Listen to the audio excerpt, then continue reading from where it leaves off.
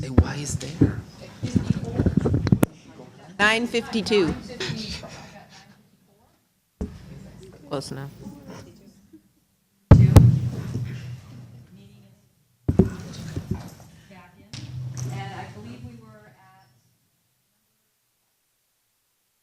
I think we covered 13 supervision in a group. Did we cover that already? No.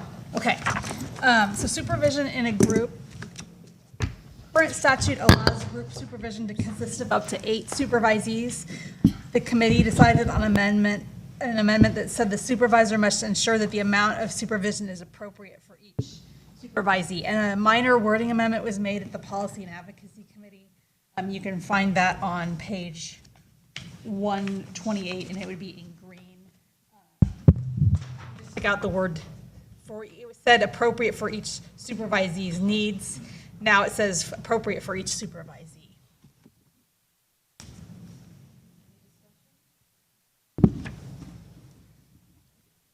Number 14. Supervision via video conferencing and Hipaa compliance. Okay.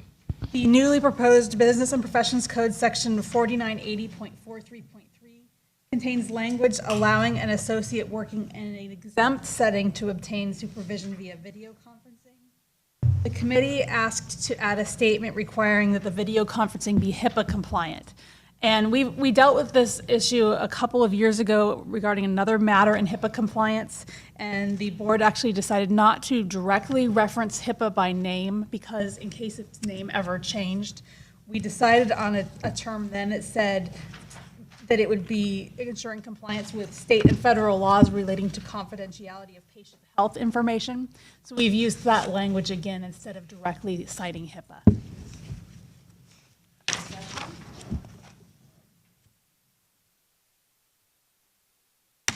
Marriage and family therapist corporations. Current statute limits the number of registrants that a marriage and family therapy corporation may employ. However, use of the word employ is intended to include both employees and volunteers, but volunteers aren't really technically employed.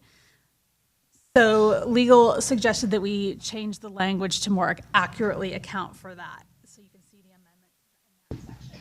That change is also for LPCC and Lcsw.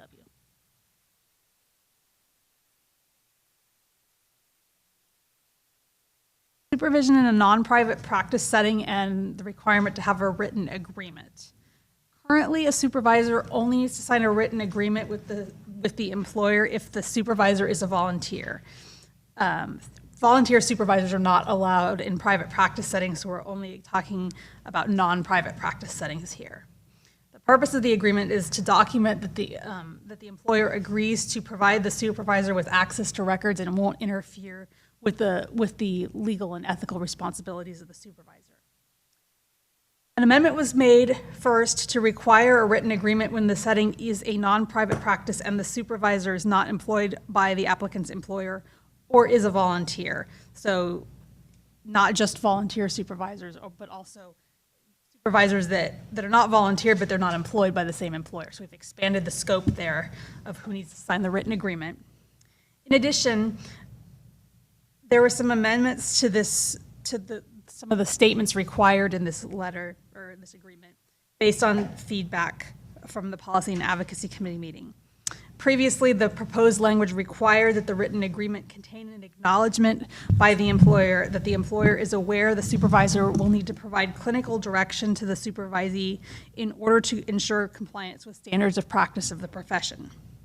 At the Policy and Advocacy Committee meeting, there was a discussion because some stakeholders had concerns that the statement that a supervisor would need to provide clinical direction to the supervisee could cause some concern among the employers. Noted that some registrants, especially ASWs, work in CPS or mental health clinic settings, and they had concerns that some of these settings might be hesitant about agreeing to that statement, that they're going to need to provide clinical direction in order to ensure compliance. And they might decide to, as a result, limit work of these associates in those settings. So as a result, there were some amendments made to the language that the supervisor would provide clinical perspectives to the supervisee and the employer would not agree not to interfere. And you can find this amendment on page 138 in green font.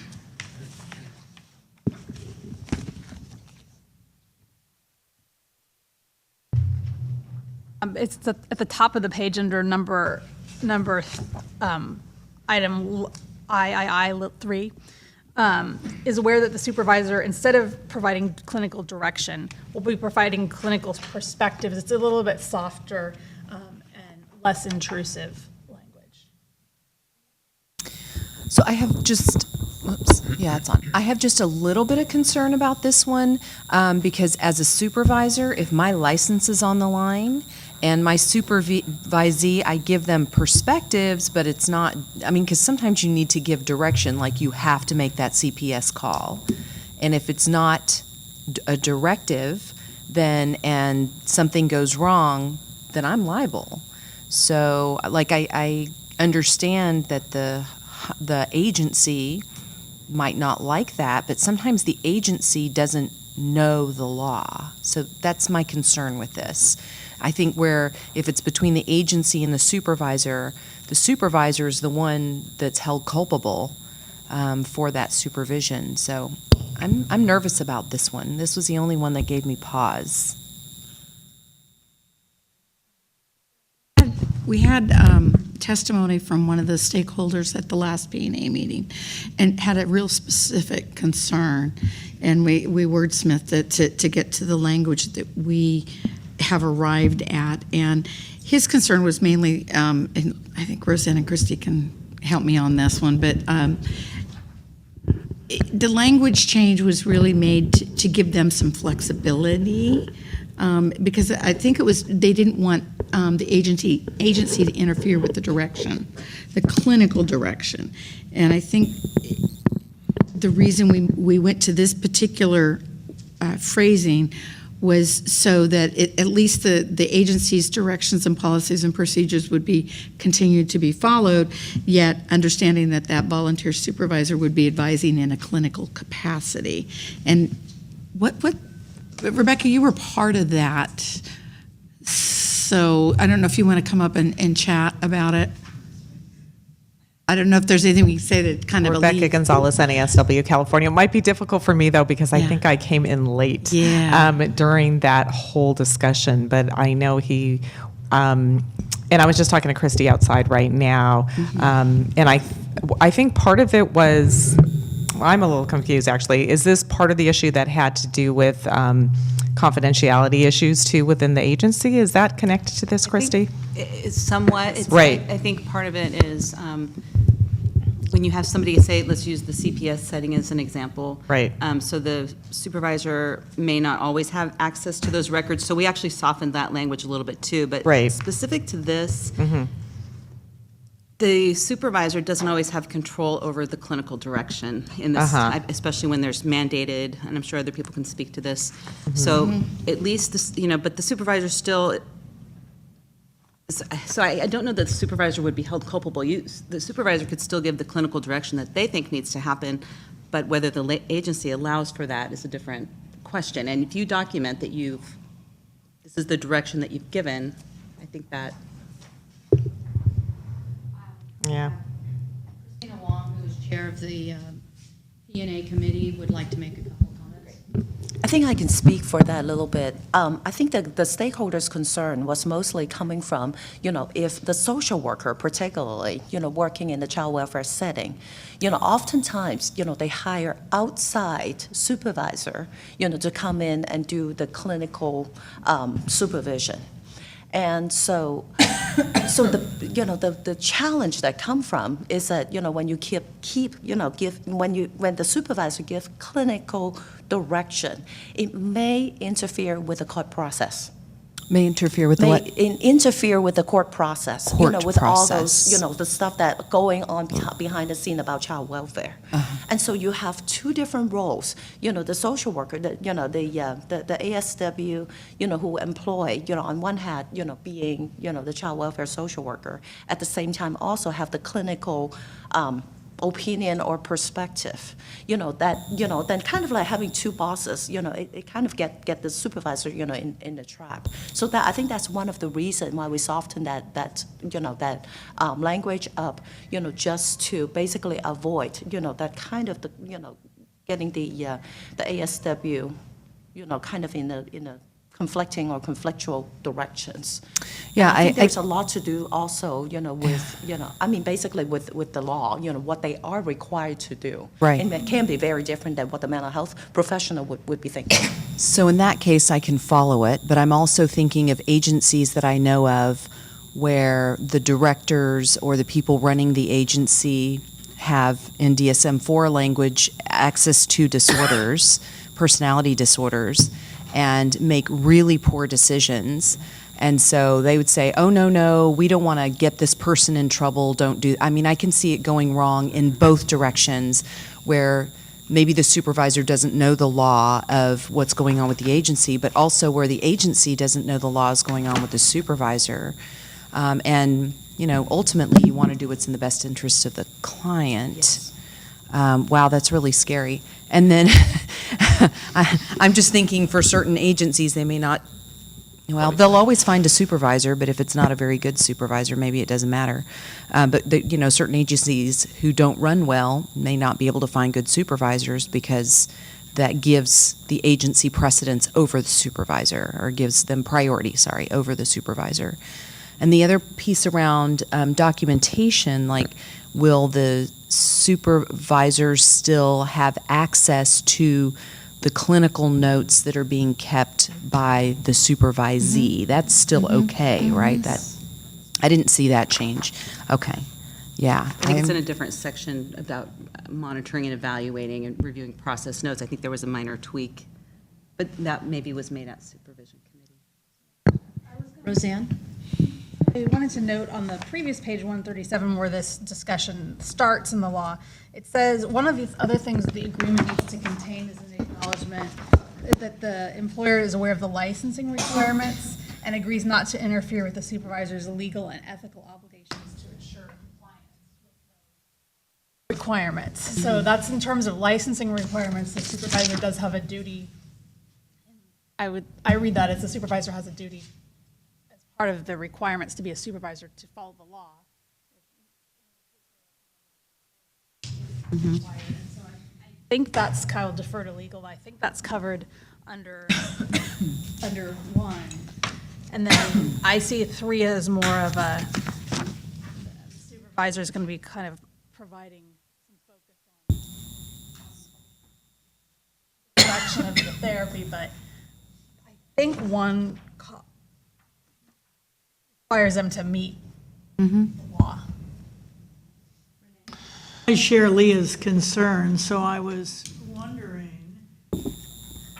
because it's clinical perspectives sounds to me more like consultation than supervision. Yeah. So, this person is licensed, you're licensed. I do that kind of consultation all the time. It's not under my license. What about, it's maybe not either or, it's both and maybe? What if you said clinical perspectives and clinical direction to the, with that? Because there will be cases where clinical direction has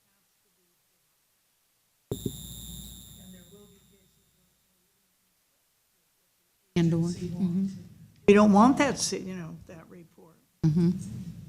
But would that still give the agency the freedom, I don't know, will it solve the problem for the other direction too? I'm not sure what the... Orders that are maybe different from what the clinician would really love to see. Right. Aren't they responsible for Would be my assumption. The supervisor should know.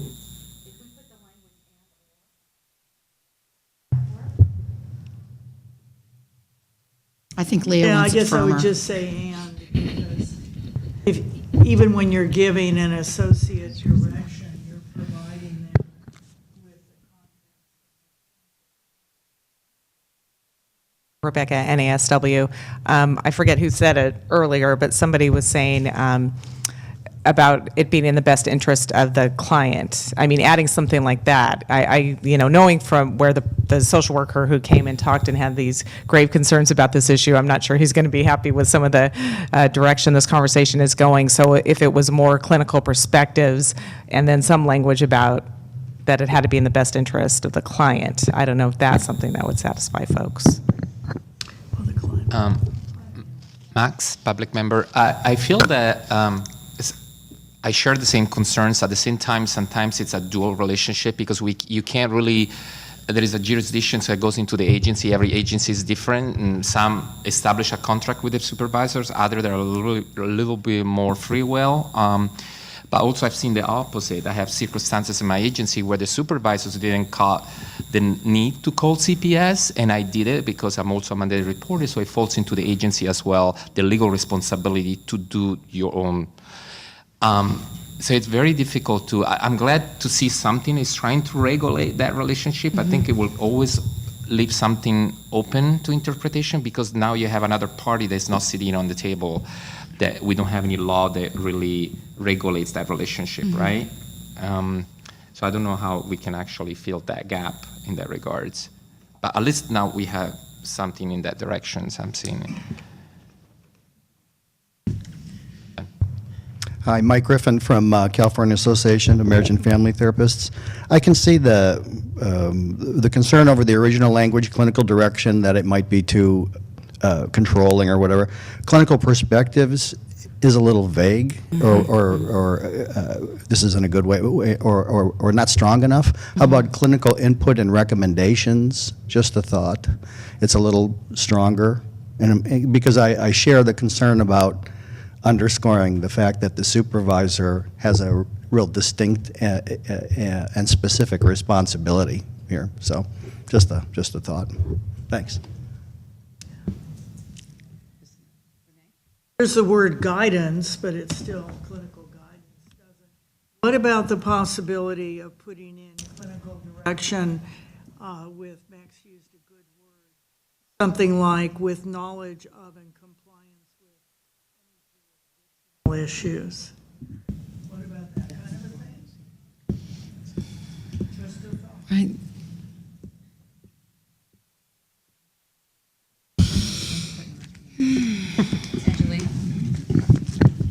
We've had a few good offers. I think that the initial question in regard to is aware that the supervisor will provide clinical perspectives to the supervisory in order to ensure compliance with the actual standards of practice. I believe that your initial recommended amendment to include providing clinical perspectives and or direction and or guidance can actually go there. When you look at A2, strike that A3, paragraph 1, that indicates that the employer cannot impede, but it really just says can't impede in the licensing requirements. So there is a question whether or not, when you're referring to the actual standard of practice, if that's going to also be synonymous with the license requirements. I don't necessarily think so. So the other option could also be in that first paragraph, 3I, agrees not to interfere with the supervisor's legal and ethical obligations to ensure compliance with those legal requirements and or with the standards of practice of the profession.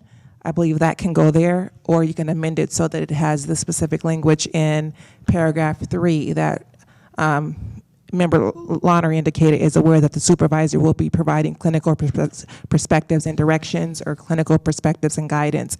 I believe either of those will make sure that it's clear that there should be no interference by the employer in not only the legal requirements, but also in the actual practice of your profession.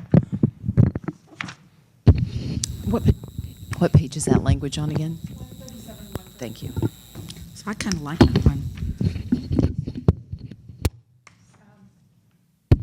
So Angelique, if we're going to go with your amendments, then triple I is not necessary then, right? We would just have. If you go with option 1 to add 3I, if you were to move standards of the practice of profession up top to I, then yes, arguably, you could omit 3.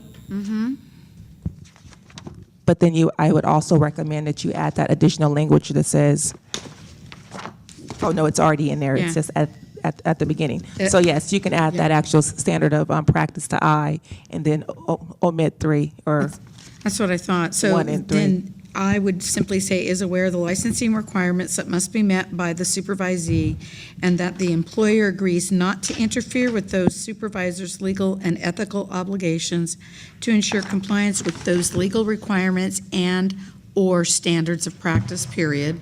Then you would have double I, agrees to provide the supervisor access to clinical records of the clients counseled by the supervisee, period. And then we would just take out 3. Yeah, I would like that better, and I think that might satisfy the missing person. And I want to correct it. I think I started calling it I, and it's paragraph 1, paragraph 2, Well, or yeah. subparagraph Yeah. 1, subparagraph 2, subparagraph 3 for the record. How does that, since you ladies eat, breathe, and have been drinking this for the last 2.5 years. The only question that came to my mind is the last part of III, and it says, and agrees not to interfere with this process, but we already are. It is, it's up top. So Yeah. I just want to make sure, so we would, at the end of little I, we would say, and agrees not, Yeah. ensure compliance with those requirements and/or the standards of practice of the profession. I've inserted legal requirements, like at the top of 138.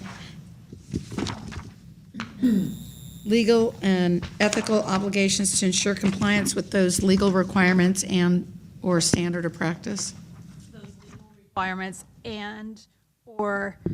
Standards of practice, or do you want to? And/or the standards of practice of the profession. Can we do this after 1, or strike that subparagraph 1, is aware of the licensing requirements that must be met by the supervisee and the employer, and agrees not to interfere with the supervisor's legal and ethical obligations or standards of practice Yeah, that might be cleaner. of the profession?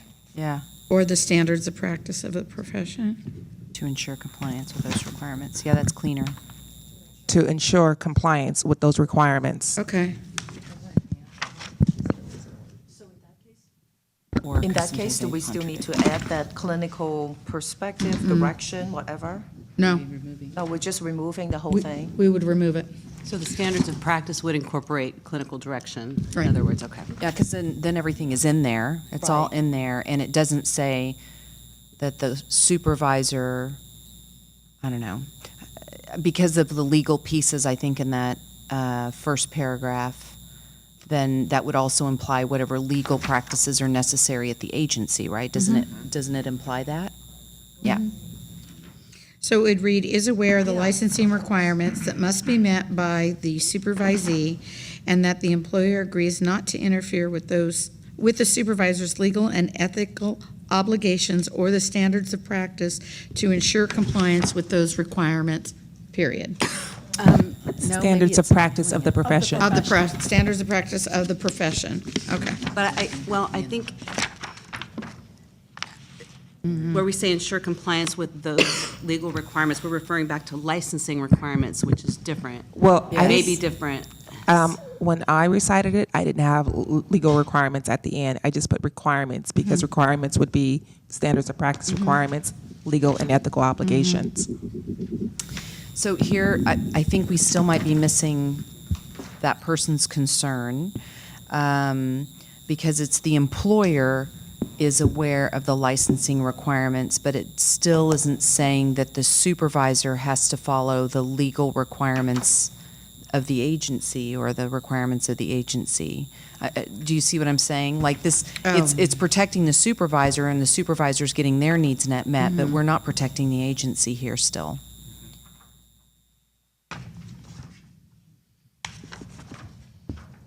Can we say instead of comply with, could we add to ensure compliance specifically with, including the requirements of the agency, or? Or maybe that's what 3 needs to become, that the supervisor is responsible for understanding the requirements of the agency and to So take like a those flip- into it's the- consideration or The something. same exact paragraph, only flipped around Flip for it the around, agency. yeah. Or that they're both reciprocally responsible. I would certainly add, Well, if we expanded 3, an acknowledgement by the employer and the supervisor that both are aware of the licensing requirements that must be met by the supervisee and the employer, and that the employer agrees not to interfere with the supervisor's legal and ethical obligations of the standards or the standards of practice of the profession to ensure compliance with those requirements. Does that cut it? Now I'm just confused. I know. Welcome to our world. Can I inquire whether or not the initial intent was to in any way benefit and or protect the employer in this versus making sure that the licensee is not in any way impeded in his legal requirements, and to make sure that the employer is not in any way interfering with the supervisor's legal. When I first read this, I didn't understand this to be the intent. So the original intent was to make sure the employer doesn't interfere with the supervision, because the employer may not know the licensing laws or legal and ethical rules. But that person came forward and said, hey, we're not protecting the agency, so, which is a legitimate concern in certain circumstances too, where maybe the supervisor doesn't know certain policies. So then if a supervisor doesn't know certain policies in regards to your licensing laws, No, it's not the licensing laws. So sometimes the agencies have to follow laws that are not necessarily part of our licensing law. It's like certain agencies have rules like no matter, okay, this is a bad example because we have already legislated this, but in the past, it used to be who is responsible for making the CPS report on a child abuse. And if the one person from the agency makes the report, that's adequate. And now we say, no, anyone who's involved with the case needs to make that child abuse report. So that's, like, before we had that language, if the agency said, oh, our policy is just to let anyone, before we made the law, okay, so assuming that law doesn't exist. If the agency said, no, this is our policy, but the supervisor might be like, no, I think my supervisee still needs to make that call even though the agency made that call. Then they're breaking agency policy. but are we as concerned about whether or not they're breaking agency policy, their employer's policy, if we're just regulating their profession and making sure that they're competent and they're providing good services and that they're making sure that they're providing accurate and sufficient supervision for their supervisees versus following their employer's law? That's the part I'm kind Yeah, of... the part that's hard is sometimes the law is not in the best interest of the client. Like, the intent of the law is in the best interest of the client, but when you sit down and say, you know, I like using child abuse because it's simple. Should I make this child abuse report or not? The law would say absolutely if there's reasonable suspicion. But there may be cases where what's in the best interest of the client is not to make that call today and to work with the family. But I'm not saying people should do that. I'm just saying what's in the best interest of the client and what's the law can often contradict. And certainly there are laws that contradict each other too. can I add that I think the intent, if I remember, and I know I wasn't at the P&A, but it has come up in terms of our ongoing meetings, and I think it's that agencies, we don't want to close the door to access. We want to have access for them to be able to work in those agencies. And if agencies have concerns about their ability to work within their policies and practices, they may not be as willing to take our applicants or Associates. Can you, social workers, I think this is more of a social work issue than it is an MFT or LPC issue. So can you guys come up with an example where this person might have a legitimate concern? I'm arguing for a person I never heard. I don't know. I'm really struggling. You mean where the agency director might have a concern? Yes, so what was that guy's argument? Like, what was an example? I wasn't there, but I can well imagine there are documentation differences. Will require that you do A, B, and C. And in terms of standards of practice, it could be that A and B are just fine, but for the agency, you need to do the other kind of it's just the first one that pops in my head. We do it this way, and it may not be contradictory. Yeah, I mean, I don't think that would be a problem for the agency. The supervisor's not going to stop that from happening. What is it the supervisor would stop the person from doing that the agency would require?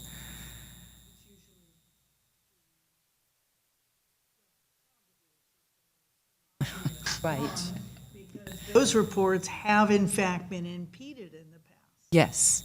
And we don't want that anymore. No, it's been a supervisor. Yes. Who has said, right? You're not doing that. Think of another one, but I do like Kim's addition of flipping it around and of and actually sit down and talk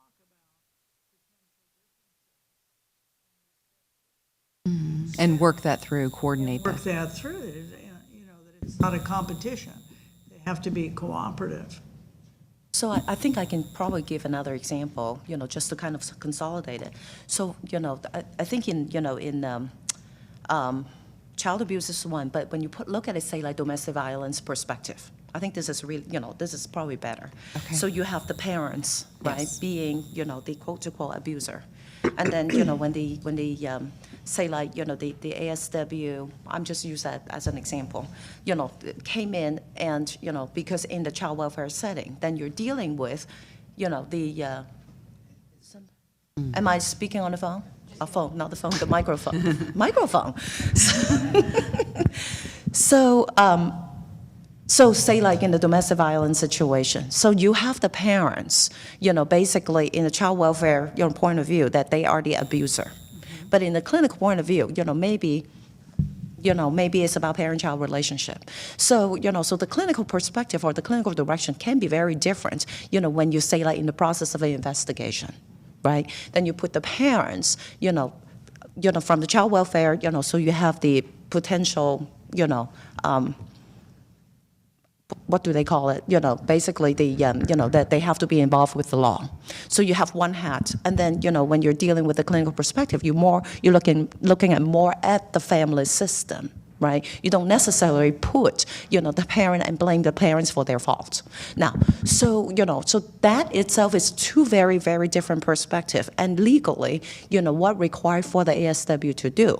Right? So one is, the legal proceeding that child welfare needs to proceed, and then the other perspective is that how do you actually help, the child or the family to get back together? What are the mental health perspective? What are the individual diagnoses? All those kind of stuff. Now, so from the perspective of the clinical supervisor, that becomes what should be, that becomes like, how do you look at the family? And then from the family dynamic, but at the same time, for the ASW, then they have two responsibilities. One is that legal requirement, and for the job-wise, how do they do their job? But at the same time, also, how do you look at a perspective? So who comes first, right?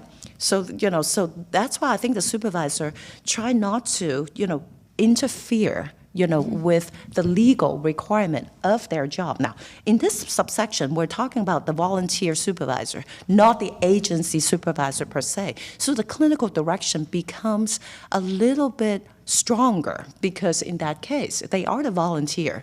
They're also talking about, they possibly if they say, well, I don't think this parent is really that bad, for example, I'm just simplifying it. and then there's a possibility of, interfering with the legal proceeding. So I think that's the concern. So they try to soften the language up, so as not to becoming like, this is, I think you should be doing. I think this is how you should look at it. Does it make sense now? I'm more confused, actually. So, okay. Max here. So I think it's very complex. We're trying to help everybody in one chapter, in one paragraph. It seems like we want to take care of everybody, and it's coming out really difficult because I see an overstep in jurisdiction again on other responsibilities of the agency. Because, for instance, as a provider, I see a circumstance where I have a supervisor in a clinical setting within an environment, which is usually a community center, right?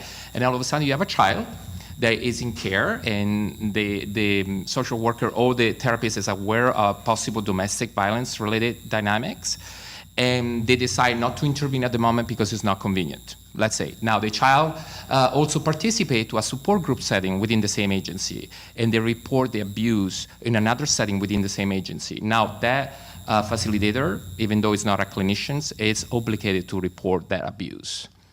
Those are the rules, usually very standard rules you find. So when I read that the supervisor, the agency, or the employer should not interfere with the decisions of the clinicians, it's very, because I understand where it's coming from, because we see the opposite, like Leah was saying, like the agency doesn't know the law and they are not taking responsibility, but it's also the opposite.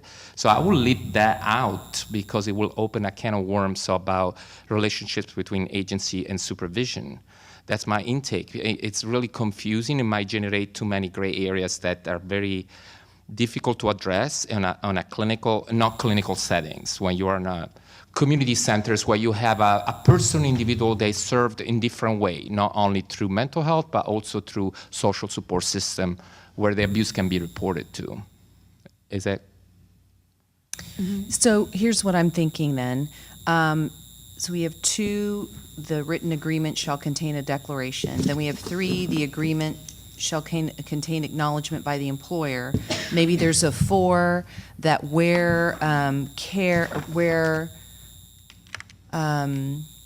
supervisor direction and agency policy conflict, both parties agree to coordinate care or come to some sort of agreement, or I don't know, something like that, so that protects the employer too, because it truly doesn't fit in 3, because 3 is about the employer, what the employer agrees to, so it really needs to be another section, I think. No? Feels to me like we're making it worse. That if the person who objected could be here, he'd say, oh my God, just use the word direction.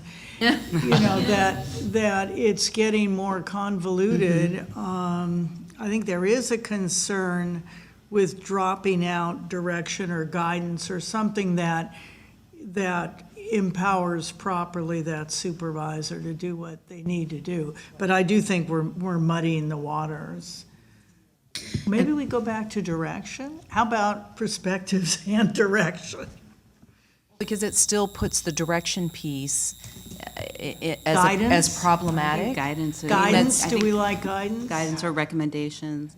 Recommendations? Either. Because I think either sometimes of things those. are not recommendations. Sometimes things I are like, know. you have to do this. Right, but are we covered for that in No. the previous paragraph? No. No. Well, that's how we started this conversation, but I feel like we turned left incorrectly and got 5 miles down the road.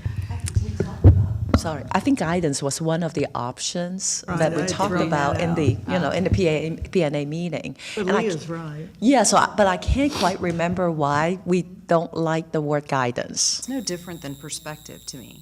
It's the same thing. I think guidance is more really about the direction, right? I mean, Angelique, you may help me. You were the wordsmith at that, in the meeting. So I think either way, I think direction is a little stronger. So I would be happy to hear any other suggestions. Rebecca, NASW. I guess I wasn't in on that conversation either on why guidance was rejected, but to me, that's a good middle ground. Perspectives is what does that mean? I mean, that's kind of open, but I think it's slightly softer than direction. So I would think guidance would work. I'm not sure if the person we're talking about had an opinion about that word or not, but it seems to me to be a good compromise here. How about perspective and/or guidance?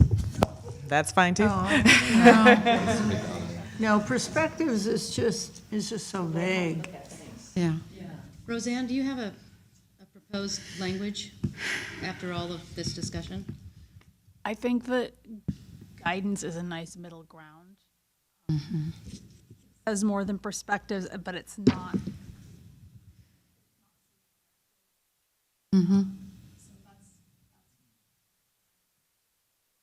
So keeping the triple I and just taking out perspectives and putting in guidance?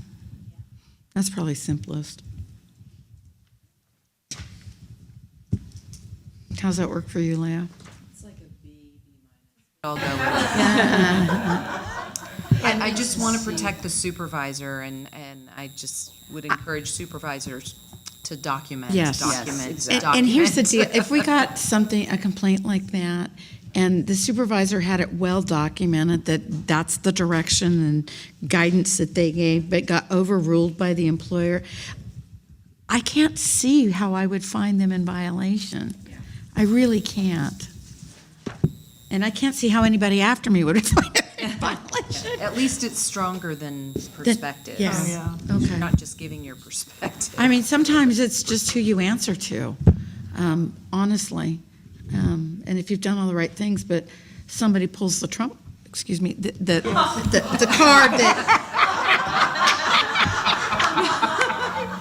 Dang it. Yeah. Move to strike that one. But, overrules you. Sometimes you just can't do anything. And if perhaps that is the environment that they're working in, maybe they need to find a new environment, Okay, I'll live with guidance then, if everybody's okay with that. Okay, so just to make sure, Yes, this will be the. so for 3 subsections, 1, 2, and 3, we're going to leave 1 and 2 the same. 3, we're just going to strike perspectives and place in guidance. Is that correct? Okay. All right. I just follow the agenda here. Okay. Check yours. 14. Okay. That was number, 16. Was that 16? That was 16. Number 17. Number 17 is unprofessional conduct. We were making some changes to the unprofessional conduct sections to make it consistent across license types. Staff had a little bit of an in-depth conversation with enforcement. We were considering, there's 2 very similar unprofessional conduct sections. 4982R and 4982U say very similar things. They talk about it being unprofessional conduct to violate the law regarding supervision of an intern, or violate the statute or regulation governing the gaining of supervision as required by this chapter. At prior committee meetings, staff was recommending deleting subsection 4982R because the 2 subsections appear duplicative. And those are found on page 135 in the text. However, after further discussion with the board's enforcement unit, this deletion is no longer recommended. Although they're very similar, the enforcement unit believes that 4982R might be useful in the cases of some supervisor violations, where 4982U might be more useful for supervisee violations. So to be safe, even though they're very similar, staff is now recommending that we not strike 4982R any longer. So that strikeout has been removed. In addition, we're making some minor amendments still to the unprofessional conduct sections to make the 3 statutes for each license type consistent. The language in 4982U will be amended into Lcsw and Lpc C law because it's not currently there. And there are other minor wording changes made for consistency across the 3 license types. Discussion? All right, number 18. deleting duplicative and obsolete language in regulations. So we're kind of moving on mostly to regulations now, although there's a few instances where they were both intersect. But there were several provisions in Regulation Section 1833, which after the passage of the Buckets Bill, which was SB 620, talking about supervised experience categories, they were deleted because they were unnecessary after the passage of the Buckets Bill. The remaining provisions of Section 1833 discuss specific forms that supervisors or supervisees must complete.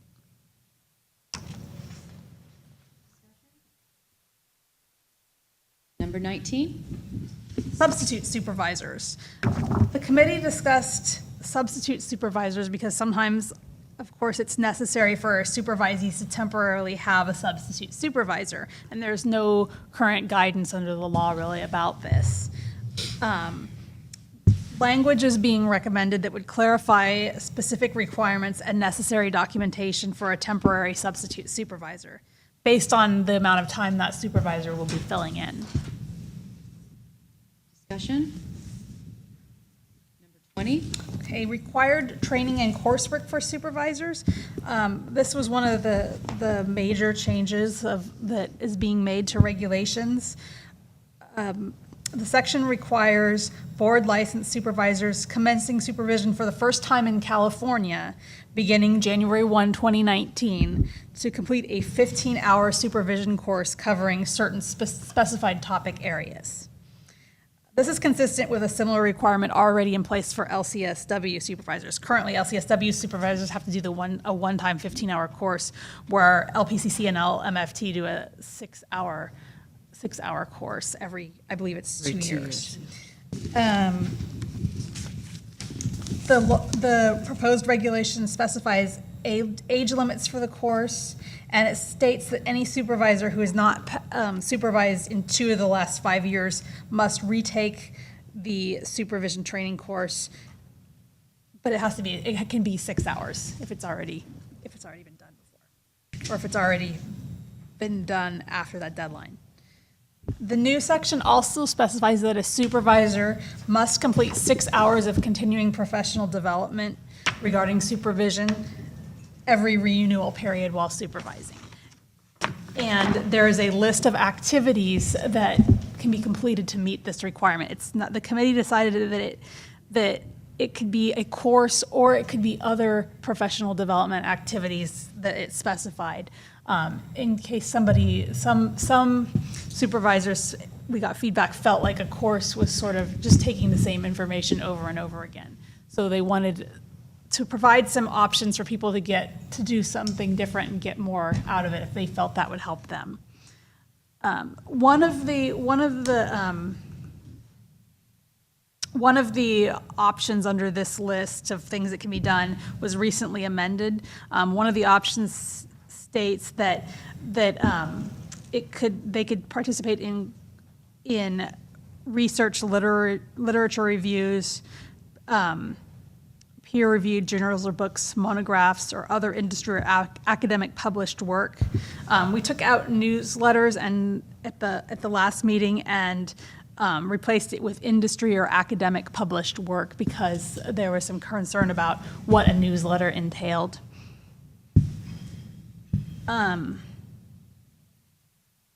There is an exception written in to the proposed regulations for the initial and ongoing training requirements. The board states that, or the committee stated that they wanted an exception if somebody holds a supervisor certification from one of 4 specified entities. Some of the professional associations have a rigorous supervisor certification process, and the committee looked at those requirements for those certifications. We also included some language that the board has discretion to accept certification from another entity if it believes the requirements are equivalent or greater. If somebody has one of these certifications, they're exempted from the 15-hour course and the 6-hour professional development requirements, and also it waives the requirement that they must have been licensed and supervising or practicing psychotherapy for 2 of the past 5 years before commencing supervision. And I will note for everybody that this language is specifically worded so it only applies to supervisors who are also licensees of this board. It does not apply to licensed psychologists or psychiatrists, consistent with current law. Discussion? Jeffrey Liebert, AMFT California. I understand the importance of having the options for supervisors to get continuing education outside those specific courses, but I just want to highlight again, I believe I mentioned this at the last meeting, that there's earlier regulatory language that suggests that consultation does not qualify as supervision for associates, and we are now saying that it does qualify as supervision for supervisors.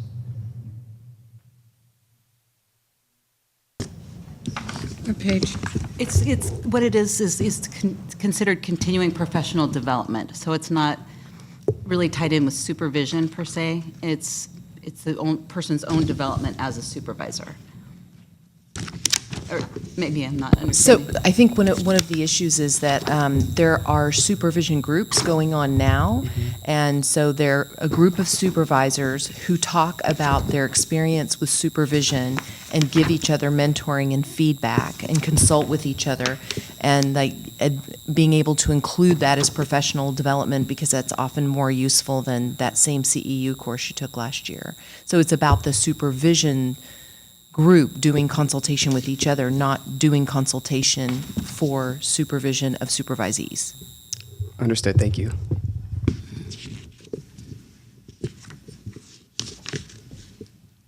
Are you done, Roseanne? Yes, I'm done with that item. Discussion? Any further discussion? Okay. Number 21. 21. 21. 21 is the annual assessment. Current LCSW regulations require a supervisor to complete an annual assessment of the strengths and limitations of their supervisee and to provide a copy of the assessment to them.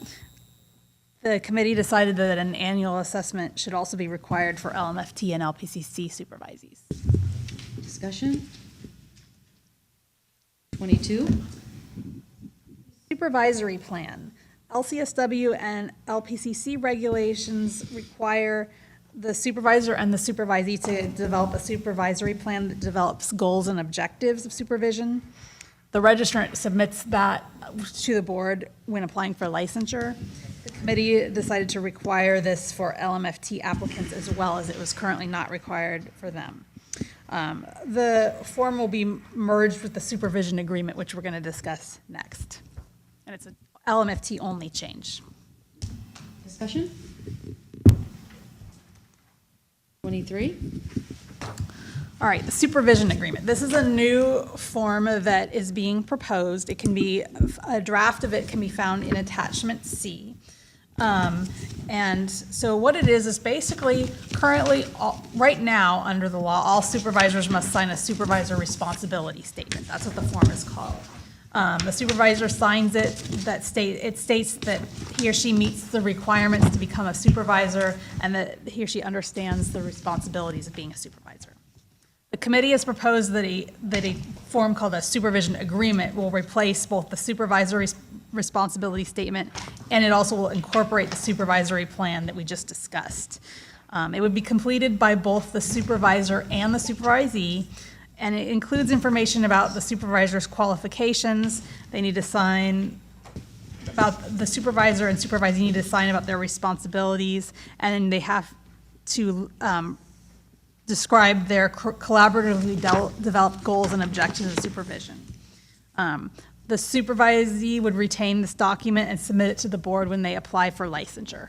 And this change is also proposed for LCSW and LPCC. Discussion? 24. Another required supervision form would be the weekly log, and that is for tracking completed supervised experience. This form is currently incorporated by reference into actual regulation, which means that anytime we want to change the form, we need to run a regulation package. We're proposing, in order to avoid this, we're proposing to state in regulation instead exactly what information needs to be included in the weekly log or provided in the weekly log, rather than having the actual form and regulation. Make it a little bit more flexible to make minor changes. The changes to this is also proposed for Lpc C and Lcsw. I will note that the weekly log is currently not required for LCSWs, and it will now be required for them. Will we still post a weekly log that they could use? Yeah? Yes. Yeah, okay. just wanted to- Absolutely. Yeah, the problem is that anytime you reference Sure. a form. Yeah. And to change it. You got to change it, you got to run a reg, and a reg package takes a year. Right. Okay. So my question is that, so is the weekly log becomes part of the application packet when the registrant submit their application for licensing? No, we do not have them submit, they submit experience verification, and then if we have questions about that documentation, we can request the weekly log. So we don't have them submit. So it will be a required form, but not to be submitted, but it will be a reference if, the registrant get audited. Any further discussion? 25? Okay. This kind of leads a little bit into what Christina was referring to, this experience verification. This is sort of a summary of the weekly log that the supervisor signs on the completion of supervision.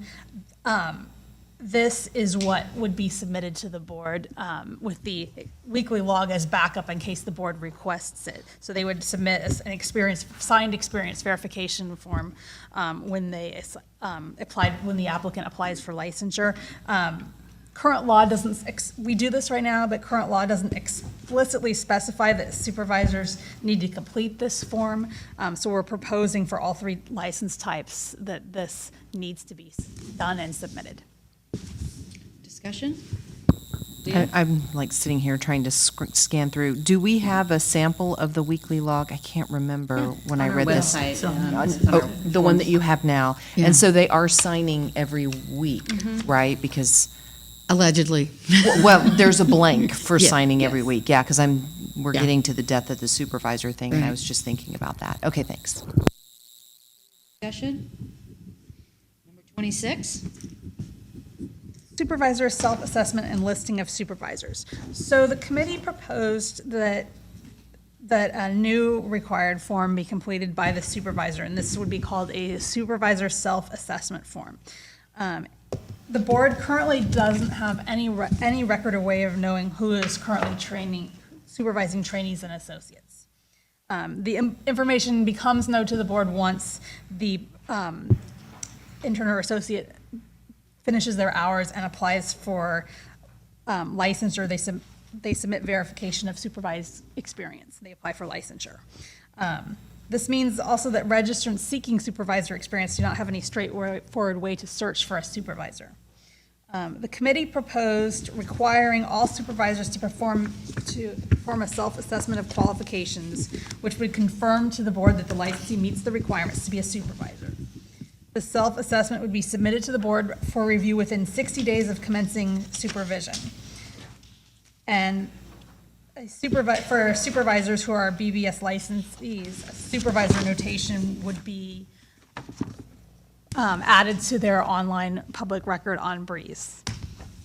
The goal of this is to create a framework that increases accountability without putting a significant impact on current or future supervisors. Supervisees would have more assurance that the supervisor meets all requirements. Supervisors would have more awareness of the requirements, and supervisors would be searchable online through the Breeze system. And also the board could target communications directly to supervisors. So this notation would be initiated by the submission of the supervisor assessment report. And then the board would be able to know who was supervising. This new framework would create a significant new workload to the board that can't be absorbed. There would be a need for at least one new staff member, and also there would be a fiscal impact to the board for new Breeze changes. Because of this, the committee and the staff did decide to propose a delayed implementation of this piece of the regulation proposal. It would be delayed until January 1, 2020. And to phase this in, new supervisors after this time would be required to submit the supervisor self-assessment report within 60 days of commencing any supervision. And for existing supervisors, those who were already supervising prior to January 1, 2020, when this became effective, they would have a year until December 31, 2020 to submit their self-assessment. Just to give you an idea of what the volume might be, there's currently over 68,000 licensees with an active, inactive, or expired license. CAMFT had some data available from a survey that about 30% of their known licensees are also supervisors. So we're probably looking at several thousand individuals. So it's a large number. Discussion? Sample of that form is attachment D in the packet, page 167 for those online. Angelique? I am going to recommend for 1833.1, requirements for supervisors. Subsection D, strike that F on page 143, where it says pre-existing supervisors, that the staff clarify what it's meant by pre-existing supervisors. Could we say current supervisors? Or supervisors defined as, what if we just took out pre-existing? Just said supervising is Because the acting rest as, of it explains it. Yeah. Started individuals. Just start as the word supervisor. I believe if you at least just strike out pre-existing, because that put in a whole question, what do they mean by pre-existing? So, yes, strike.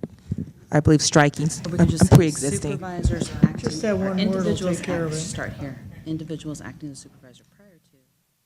It sounded bizarre anyway. Oh, yeah, that would work. So if we stopped with, it started that line with individuals. Yeah, that would be the beginning of the sentence, yeah. Individuals acting as a supervisor prior to January 1st, 2020 shall submit a self-assessment report to the board by December 31st, 2020. Got a thumbs up by Roseanne. Yeah. Any further discussion? I'm just wondering, so for those who may be just being a supervisor on and off, would that include, because, you Yeah. have that qualification of 2 Yeah. years out of 5. Yeah, so, once you are the supervisor, you're forever supervisor, then you would need to do the self-assessment.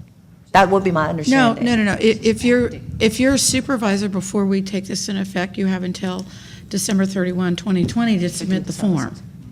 But everybody that starts supervision after January 1, 2020 must send it into us within 60 days of commencing supervision. That's fine. Okay. Yeah, thank you.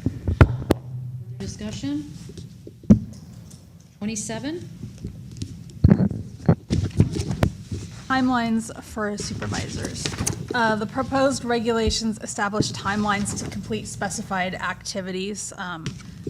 We've discussed certain requirements supervisors would have to do, so we established some timelines. We just talked about the supervisor self-assessment. That would be for our new supervisors, 60 days commencing any supervision.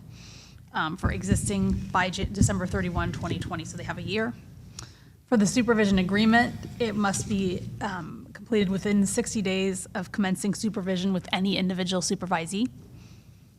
And then also another timeline is the 15-hour supervision training course would need to be completed either within 2 years prior to commencing supervision or within 4 years prior to commencing supervision if it was taken from a graduate program at an accredited or approved school, or they have until up to 60 days after commencing supervision to complete the course. This change is also proposed for Lpc C and Lcsw. Discussion? 28? audits of supervisors. We have added a section to allow the board to audit a supervisor to meet all of the requirements that we've just discussed. The supervisors would be required to maintain records of completion of the required qualifications for 7 years after the completion of supervision, and the 7 years is to be consistent with current statute regarding record retention. The board would likely audit a supervisor during the continuing education audit, or if a complaint was received, and would likely use the supervisor self-assessment in an audit. And then there was a question at the Policy and Advocacy Committee meeting about citing, authority to cite and fine. Section 1886 of the regulations already provide authority to issue citations and fines to licensees for violation of statutes and regulations. So supervisors found to be in violation would be subject to cite and fine. Discussion? Okay, I believe that's it. I have one more item that I want to add that's not the amendment that came up after this was printed. And that has to do with page 129 and trainees in private practice.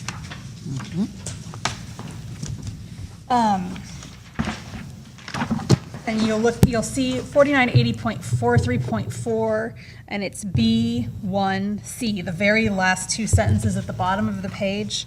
We're talking about trainees performing services in a private practice, and it states that one of these private practices is it can't be a private practice owned by, and it specifies who it can't be owned by. So a licensed marriage and family therapist, professional clinical counselor, psychologist, and a few other professions. This strikeout was originally made to be consistent with a concern about Lpc C language and defining a private practice in a community mental health setting. That language was causing some confusion, so we struck out who the private practice could be owned by. This is a slightly different situation. It's not really, we were going to strike it for consistency. It's not really the same setting.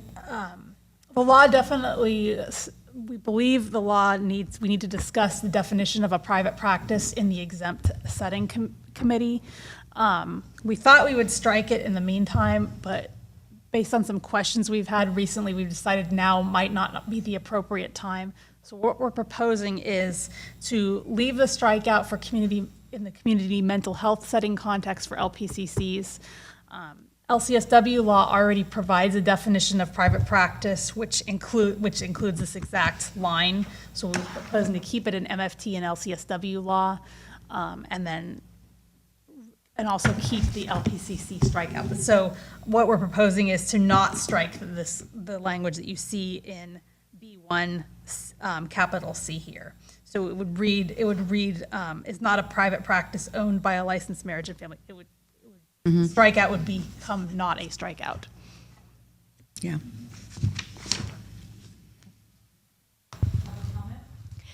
Good morning. Had a quick question. My name's Carla Rather. I'm an LMFT in private practice, and I also serve as the chair for Statewide CAMP's Pre-Licensed Committee and serve on the board for the Orange County chapter of CAMP. The question is actually a go-back related to item number 5, and that's referenced on page 127, item 4. I believe the intent of this was to, and I want to clarify, ensure that a supervisor would be responsible for monitoring not only countertransference issues related to a supervisee, but also his or her own countertransference issues. Is that accurate? I think the original intent was to monitor the supervisees, not the supervisor, although that's a good point. The supervisor should be monitoring his or her own. Yeah, I wanted to bring this up because I think it is important for a supervisor to be responsible for monitoring not just the supervisee's stuff, but his or her own, relative to both the supervisory relationship as well as to clinical issues with the supervisee. I had asked a couple folks in the audience their take on the read, and just curious if there could be any clarification to adding maybe language that includes a supervisor monitoring his or her own somewhere in there, just to make that clear.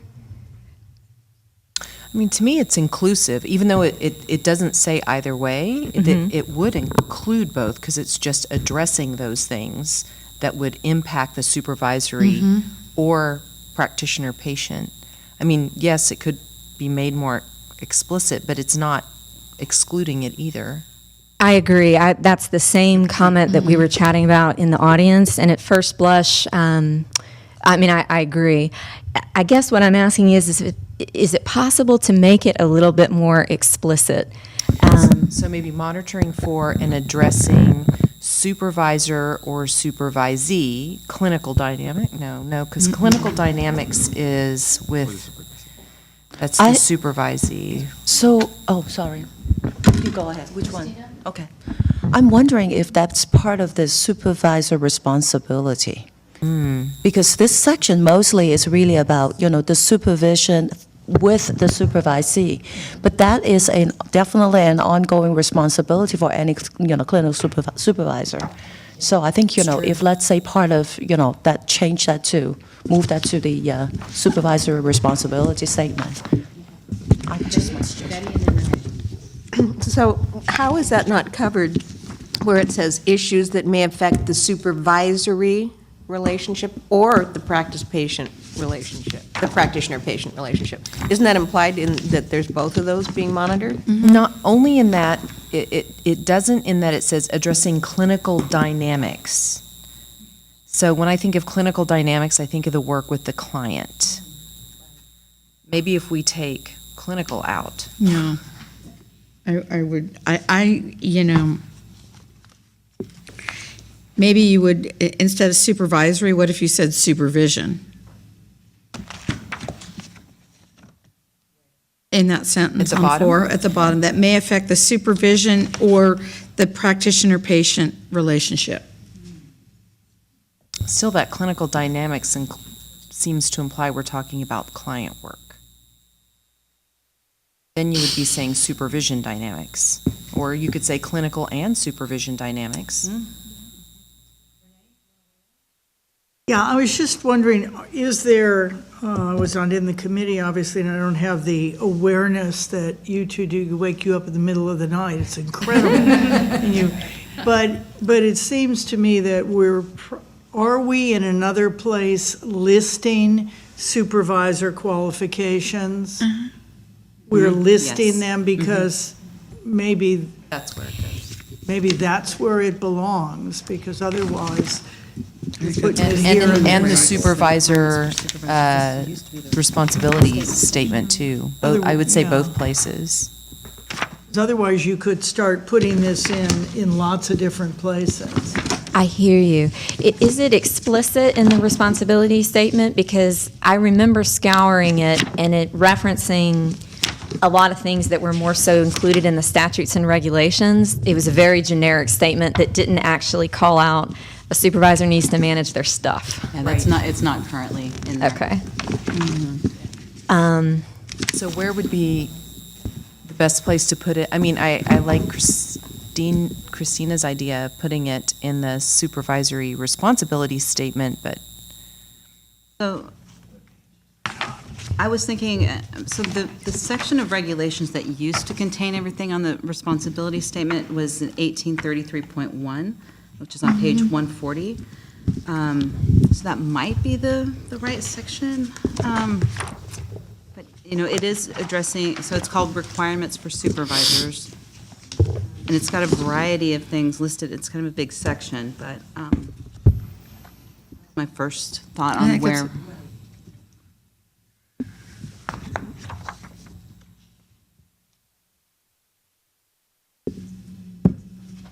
Can I offer an idea?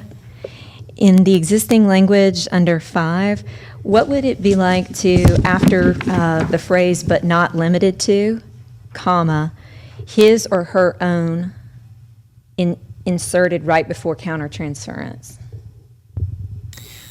my hesitation with that is that section is about the supervision. Okay.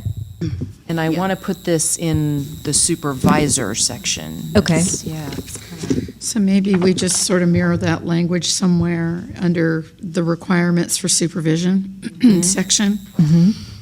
I'm trying to figure out where it Between could. 3 and 4, it looks like it might fit, or add it Yeah, I'd like to 3, somewhere in there. Add it to 3, Yeah. or make it separate, yeah. Or make it between 10 and 11.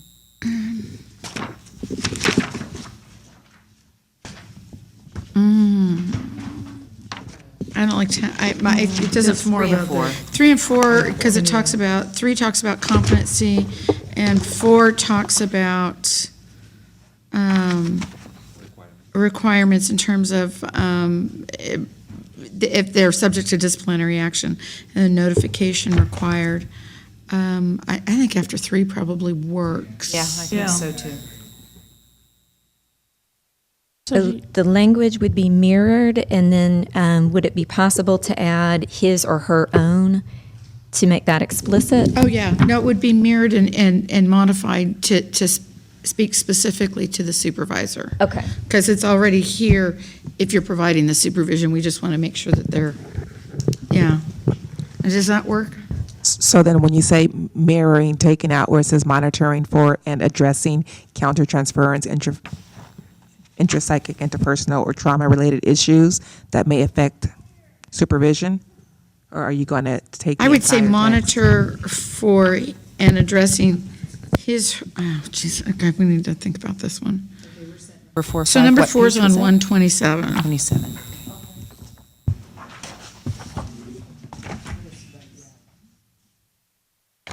Could we say self-monitor for clinical dynamics such No, as? not clinical dynamics. Okay, dynamics, self-monitor for countertransference, intrapsychic, interpersonal, or trauma-related issues that may affect the supervision relationship? Supervision. Okay. Sounds great. So self-monitor for and address. Okay. We need to Yeah, just, address not just monitor it, we need to actually Hi, do it's something there, about it. but I'm not going to do anything about it, right? Got it. Yeah, I like that. I think that, how does that work for you, ladies? So if it says self-monitor for and address countertransference, et cetera, et cetera, et We cetera. put clinical dynamics for a reason. I wonder if we could say supervision dynamics. No. Oh, how about just effects of supervision? Well, just supervision Oh. dynamics. Because it's what we're looking at is supervision dynamics. So self-monitor for and address supervision dynamics such as, but not limited to, All that stuff. all that stuff that may affect the supervision relationship. Yes. May have No? No, not in this section. We would pull that language out, and on page 141, it would, yeah. Be an addition.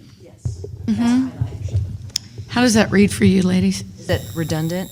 No, I don't think Supervision it's dynamics redundant. versus- I kind of was thinking maybe we were a little bit more clear that it's the supervisor's own issues in this section. So the self-monitor does, I guess it does get at that. Self-monitor for and address counter-transference, et cetera, issues that may affect supervision. Well, monitoring for and addressing supervision dynamics such Supervision as, but not limited to, I think all of that's good. And then the list Okay. that may affect the supervision relationship. I think that's okay. Okay.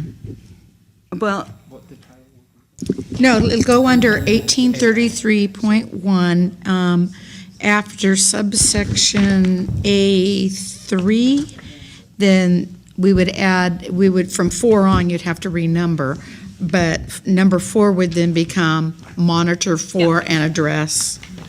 And then put that in LPCC and social work. can I just throw one other thought? I kind of like ending with that may affect supervision, period, because it may not be the supervision relationship, it might be the supervisor's own issue that Right. affects how they provide supervision. Oh, Sure, yeah, that's great. that's Okay, good. So if you guys are okay with that. And then That may can- affect supervision. Mhm.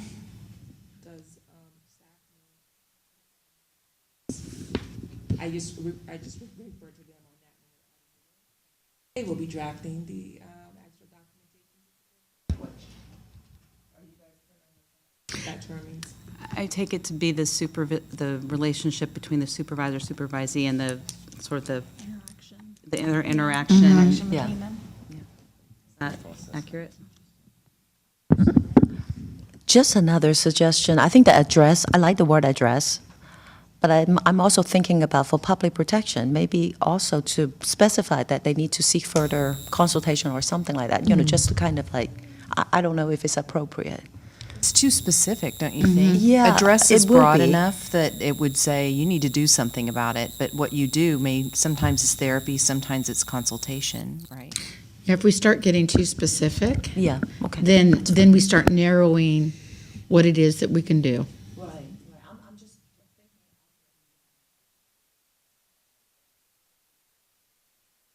I hear the concern, I share the concern, and I think, sometimes, I'm just throwing it out there that, might be something future, that it might need to be addressed. It's like, whether that would be kind of give enough direction or enough,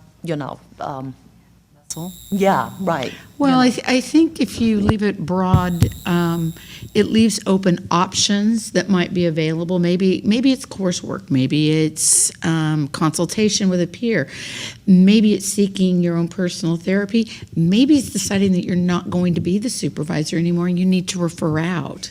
So, but to specify all of that now, then we start. That's the only 4 things you can do. Yeah. You can't do anything else but these 4 things. Yeah. No, there's no resolving. Thank you. Yeah. Resolving is an illusion. It's part of the process. Yes. Carla, did you have any more? Thank you. I did. I had a separate, unrelated question. I think this one's quicker. Oh, wait, before you go to that then, can we also do what Christina said and put it in the supervisory responsibility statement of things that they need to be aware of? Yes, after the self-assessment. Yes, yeah, in the self-assessment, yes, thank you. My second question is, I was just wondering from the Supervision Committee standpoint, at the instantiation of the meetings, what was the spirit in which all the changes and revisions were being made? In other words, what was sort of the motivation, and does it feel like that has been met with the process? So when I came onto the board, one of the first things I said to Kim was, I'm not satisfied with the quality of supervision at the agencies at my students' work, and I really want to work on that. And within months, she said, you're now chair of the Supervision Committee. Actually, she asked me, of course, she didn't demand it. So that was the spirit with which, because I thought in certain areas there needed to be more rigor. And then on top of that, as they're reviewing the language, there were certain pieces that needed clarification that the staff discovered as well. So I feel really proud and happy that we've made some good changes, and I'm hopeful that they don't negatively impact people wanting to become supervisors, because you have to balance that. Like, it needs to have rigor, but if it's too rigorous, then nobody's going to do it. So I'm hoping that we were able to strike that balance well. Okay, thank you.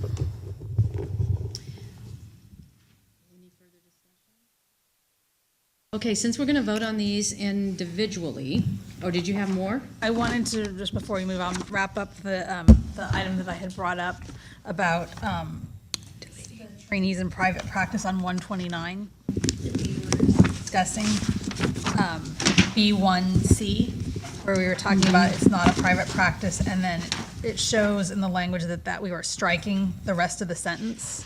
Yeah. Are we okay with not striking that? Can I just say, like, that's so vague to me in a way that, like, I'm just trusting you on that one. That one's. Yeah. We're going to address it at the exempts committee, but Yes. we kind of figured let's leave it in until we address it fully. Right. So are you leaving C? We're leaving C. Yeah, we have a really strong feeling that taking it out at this time is going to create some really nasty unintended consequences. So we're okay with that. All right. Anything else, Roseanne? That's all I got. Oh, okay. So could you please, I'm going to call for a motion, but I think we need to have a motion with all of the amendments in them, so could you go through what those would be? Can we, just for a point of clarification, can we just say, we adopt the changes discussed? I just want to be clear. I think I can easily clarify. Can you? the amendments. Okay. I'm not sure how we're going to do that for the other two. Then proceed. I will interject if I do not believe that they're going to be legally sufficient. I'm more concerned necessarily with all of the proposed changes to the regulations because of the regulatory packets going through OAL versus the changes and the modifications in the legislation, which goes through a different process. So, No, well, here's what we're doing first. The changes in statute, so those will be your 4-digit B&P codes. We have to adopt and approve language today so that Roseanne and I can walk the halls of the Capitol and shop the bill, get a sponsor, and move it through the legislative process. Right. So that's first and foremost. We are not able to run any regulations until that bill is signed by the governor. So once that happens, then, we would run regulations. So if there's concerns about regulatory language, we have time to fix that. So perhaps maybe what might be best is to have a motion in which we adopt the language for the B&P codes and just agree in concept to some of the language changes and language proposed for the regulatory package, but then we just reserve the right to come back at a later date to finalize it. correct. I do agree that it should be separate. Okay. Correct. I make that motion. I second it.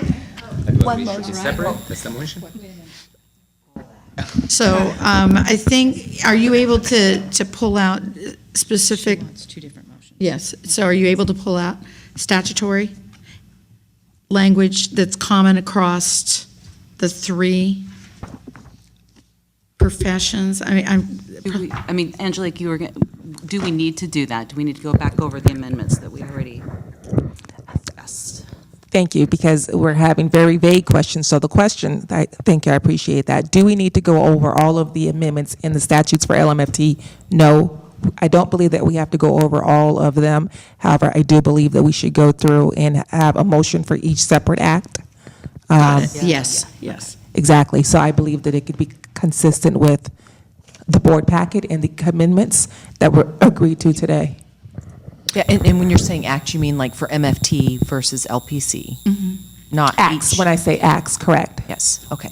So Thank you for that. if you're doing that, do we need to go through the differences in the various acts, or should this one just be, this is No, the common? I was going to make the move for the MFT right now. Right, And I'm okay. not moving for anybody else, because I Correct. think we need to Okay. talk about the others. That's why because I there want to are make sure it's clear differences. right now, we're Okay. only Yeah. doing That makes sense MFT. to me. Right. Correct. Okay. I'll second So that. there's a motion? Yeah, so help me clarify the motion. And so I want to move to adopt the language for, which one do I start? There's two different. LMFT. Well, for LMFT Statutes. okay. And to direct staff to make any non-substantive changes. Anything else I need to add that? And to I'll pursue second that. a legislative proposal. And to pursue a legislative proposal. I'll second that. Okay, I have a motion. Christina seconded it. Any discussion from the board? Any discussion from the public? Christina, call for the vote, please. Renee Launer, Yes. Dr. Christine Whitlisbog, Yes. Betty Conley. Dr. Betty Chu. I'm sorry, Dr. Peter Chu. I'm looking at her, but I'm trying to say your name. I'm sorry. Christina Wong, Yes. Deborah Brown, Yes. Patricia Lockdawson, Yes. Dr. Leah Brew, Yes. Max Disposti, Yes. Karen Pines is absent. Motion carries. Now we need one for regs, for LMFT regs, right? Yes. Okay, so I'll make a motion to adopt the the regulations for the MFT Act, for the changes that in the MFT Act, and direct staff to make the non-substantive changes as discussed. Can I recommend that upon the enactment of the proposed legislation without any substantial and/or substantive change, that then you direct staff Yes. to initiate the reg packet? Absolutely. Consistent with what's in agenda item number, what number are we on? 23. 23A? Yes. So I make that motion that Angelique just said. I'll second it. Is that Christine? Yes. Christine second. Any discussion from the board? Public? Renee Launer, Yes. Dr. Christine Whitlisbach, Yes. Betty Conley, Yes. Dr. Peter Chu, Aye. Christina Wong, Yes. Deborah Brown, Yes. Tricia Lockbosson, Yes. Dr. Leah Brew, Yes. Max Disposti. Yes. Motion carries. Awesome. Okay, before we move on. That was huge. Before we move on, we are breaking at noon for lunch. So with the remaining 3 that you have there, is there one that's shorter than any of the others? That you might be able to get done in 30 minutes? LPCC is short. LPCC is short, so here we go. So the way that I did this for policy and advocacy is I have highlighted basically the differences between LPCC and LMFT, so I'm going to go through those items only. The only thing I'm not sure is how we're going to incorporate, because of the changes that we made for MFT. Have to make that in the motion, I guess we'll have to go through them. Okay, so what do we? Oh.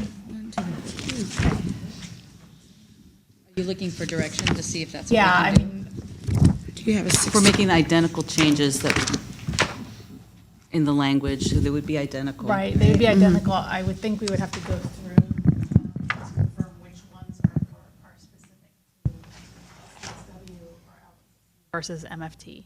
Yes, I would recommend that we go through each specific item, and if you believe that they were identical and they were already covered in LMFT, then you can, indicate that otherwise, or indicate that and see whether or not there's any specific public comment on that, if there's any further discussion. So I wouldn't necessarily go through them in detail unless you would like, but I think that's the best way to make sure that everyone has the option.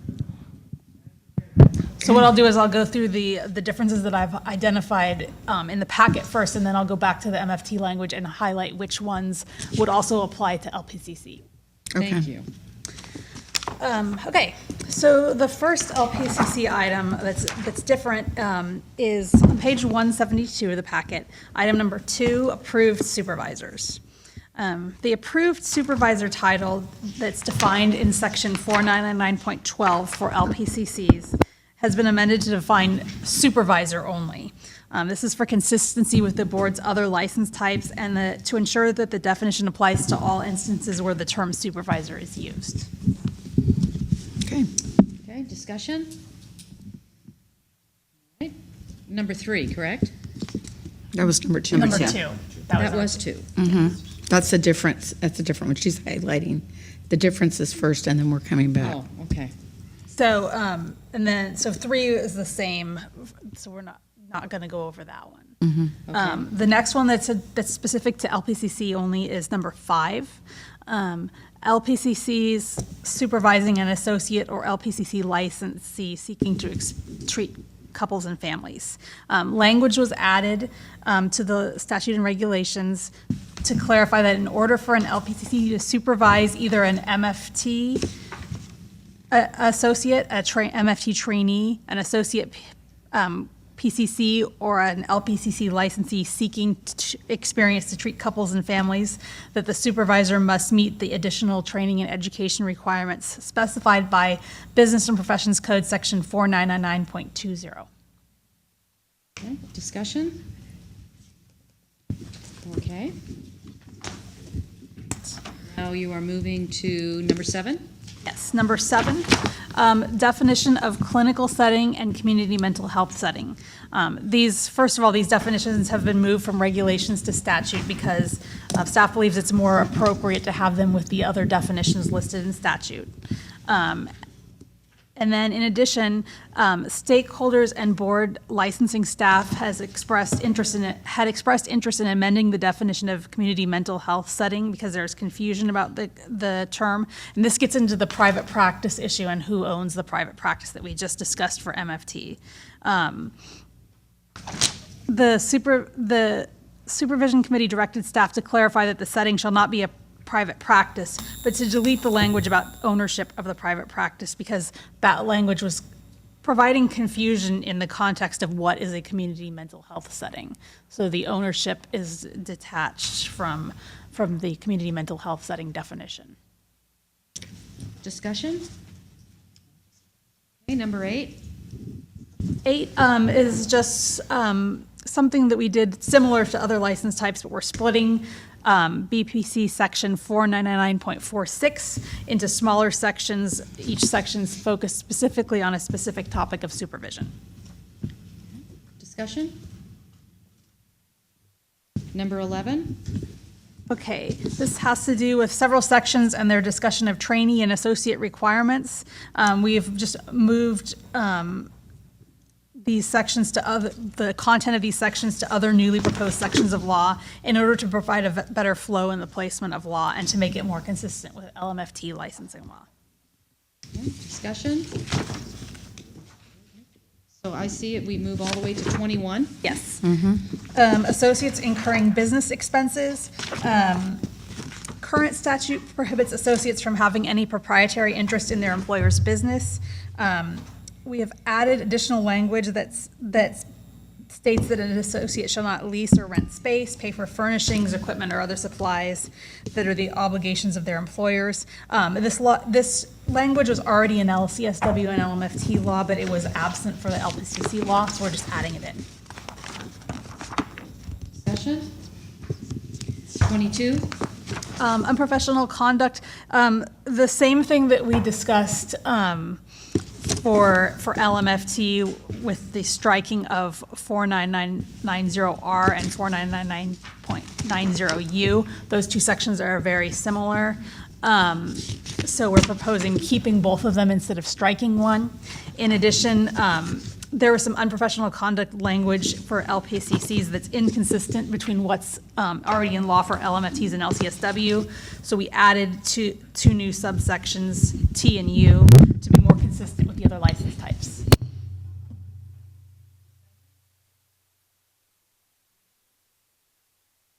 Um, 23, several proposed provisions in Regulation Section 1820 and 1821 are in statute or outdated, or subsections of it were moved to statute. So we're proposing to amend it so that the section just discusses specific forms supervisors are required to complete.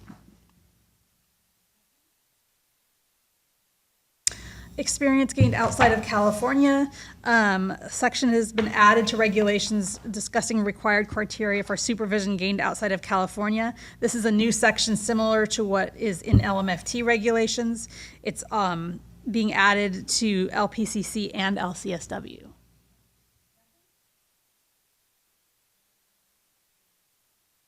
Wrap that up, right? And you want to move on then to the other. So going back to LMFT, let me identify what we have changed.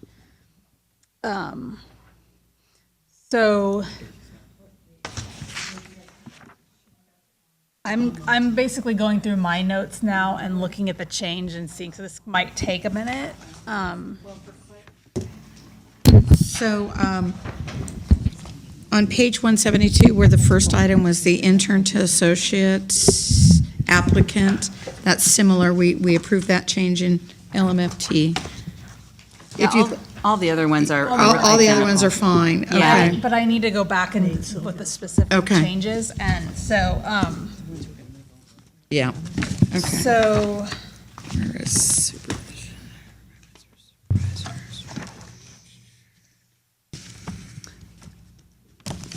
on, for for number 7 on MFT, talking about the language that talks about student loan versus educational loan. We're going to clean up that language and make consistent that, so wherever it exists in LPCC law, we'll do that as well, just as it's being done in MFT law. So in MFT law, it was, she's looking at her notes where we made the changes in LMFT. And then we're going to identify them so we can roll them over into LPCC. So that change would apply to all 3 license types. For the change that was talking about the written agreement and supervision in a non-private practice, where we're replacing clinical perspectives with clinical guidance. On page 138 of the MFT changes, we would do that same language as in LPCC law, so we would make that same change there.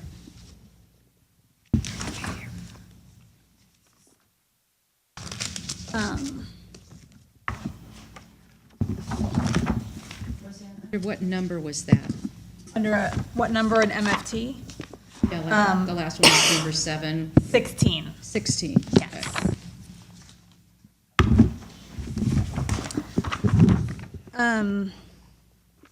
Under number 26, where we are talking about the supervisor self-assessment report, and we were talking about pre-existing supervisors defined as individuals acting as a supervisor prior to January 1, 2020. We are going to make that same change, strike pre-existing supervisors defined as, and then just say individuals acting as a supervisor. That changes the same language as in LPCC. So that change needs to be made. And then trainees in private practice changes does not apply to LPCC, so we wouldn't do that. Let me just double check that I didn't.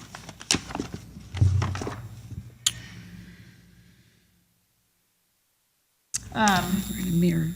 On page 127 of the MFT language, where we're going to, the number 4, where it talks about monitoring for and addressing clinical dynamics, that change, that piece stays in there, but we're also going to put it in the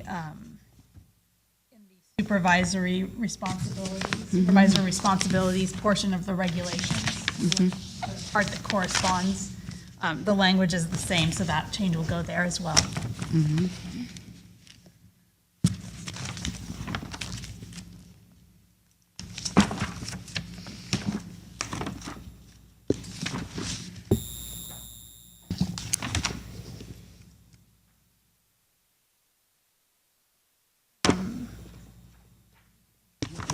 Did I cover that? I covered that one.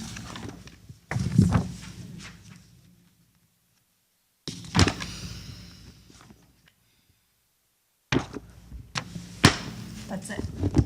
Okay. So we ready for a motion? How does that head feel going back and forth? Who would like to make a motion? I'll move. Okay, what are you going to move? Oh, that's really complicated. Okay, so we're doing regulation or what's? Statute. Statute. First. So first, okay, I am going to move that we make the changes to the Lpc C statute, and as we discussed, and direct staff to make any non-substantive changes. Am I missing anything? And to pursue as a legislative And proposal. to pursue as a legislative bill. Proposal, thank you.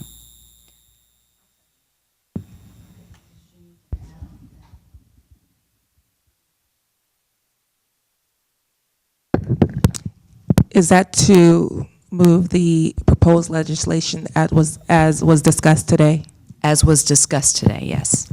I believe that's legally sufficient. Okay, thank you. Okay, Christina made the second. discussion? Any public comment? Okay, call for the vote. Renee Launer, Yes. Dr. Christine Whitlisbach, Yes. Betty Conley. Yes. Dr. Peter Chu, Aye. Christina Wong, Yes. Deborah Brown, Aye. Patricia Lock Dawson, Yes. Dr. Leah Brew, Yes. Max Disposti. Yes. Motion carries. So we need another motion on the regs? Okay, I'll make that. Exactly what I said before, but with the word regulation. No, she's not. That's not legally sufficient. All right. Okay, I move that we make changes as discussed to the Lpc C regulations. Upon the enactment of the proposed legislation with no substantive or substantial changes? Correct. And direct staff to Initiate? issue. Initiate the rulemaking. Initiate, yeah, the rulemaking process. Second. Second. Any discussion, the board? Any public comment? Okay, call for the vote. Renee Launer, Yes. Dr. Christine Whitlisbach, Yes. Betty Conley, Yes. Dr. Peter Chu, Aye. Christina Wong, Yes. Deborah Brown, Aye. Patricia Lock Dawson, Yes. Dr. Leah Brew, Yes. Max Disposti. Yes. Motion carries. We can break early. You think we have time? Do we have time? Oh, we do, look I at her. think it would be easier to do it now than to Yeah, start back. after lunch, yeah. It's just that- What page is that on, please? 223. Yeah, LCS. And this one is for Yes. LCSWs. So number one, Number one, unprofessional conduct. There were some inconsistencies in the unprofessional conduct provisions between the license types. So changes are being proposed so that LCSW statute mirrors LMFT and LPCC statutes. This one doesn't have, Smitty. this one, we're no longer striking out that one section that we discussed earlier that was similar to the other section. We're actually adding a couple of provisions to LCSW, unprofessional conduct, to make it more consistent with the other types. The second change that's different for LCSW statute is the committee agreed to make a change to the required supervised experience hours. The amount of supervised experience hours required for LCSC licensure is proposed to be reduced from 3,200 hours to 3,000 hours. Additionally, the maximum for the non-clinical category is also proposed to be reduced from 1,200 hours to 1,000 hours. The purpose of this is to put California in alignment with the majority of other states and with the LPCC and LMFT professions.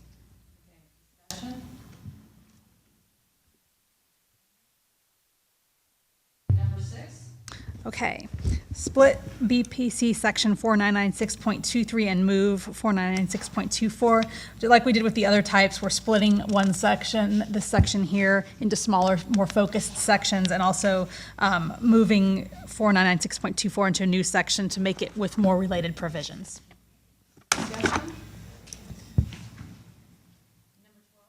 Okay. Current statute requires 13 weeks of an applicant's supervised experience to include a minimum of 1 hour of individual supervision, specifically under an LCSW. This proposed amendment would allow these 13 weeks to be either individual or triadic supervision. Discussion? Okay. Regarding, I have 16. Yes. 16 Yes, 16 and is. 17. And 16 and 17 actually have to do with employment supervision in work settings and consistency with LMFT and LPCC. There are a number of provisions currently in LMFT and LPCC statute that are proposed to be added to LCSW statute for consistency. We have summarized them here, so you can take a look at that on page 228. one of the key things is that in any setting, we're making it so associates and applicants in any setting shall only perform services where their employer regularly conducts business. That's a bit of a change from current law. It's not currently any setting, it's, and then it's also requiring that in a private practice setting, the associate supervisor must either be an owner or shareholder of a private practice or of the private practice or employed by and practicing at the same site. Currently, an associate working in any setting, including private practice, may obtain supervision from a person not employed by the associate's employer if the supervisor signs an agreement to take supervisor responsibility. So what we would be doing is no longer allowing supervision by a third party not employed by the private practice. So that's covers 16 and 17. This would avoid situations where an associate's working without adequate supervisory oversight. And other settings, such as an agency, are probably more appropriate for this arrangement rather than a private practice because there's more structure and support there. Okay, discussion for 16 and 17? I believe down 22? Yes. The weekly log, it's currently not required for LCSW licensure, but it is for the other two license types, so we're proposing to require it also for LCSW applicants.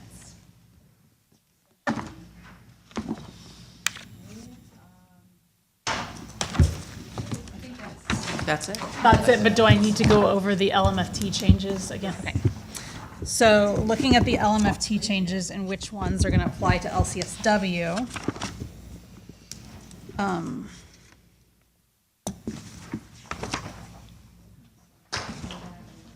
It's going to be a number 7, again. There was the cleaning up the language of making consistent language when the law refers to a student loan or an educational loan, making that consistent. That applies here.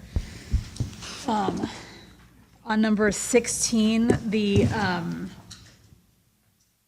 making sure that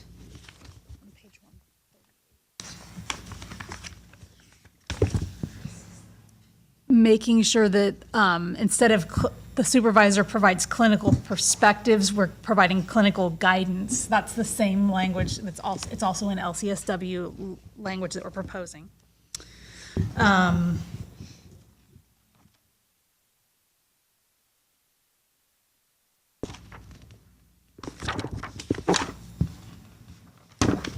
And then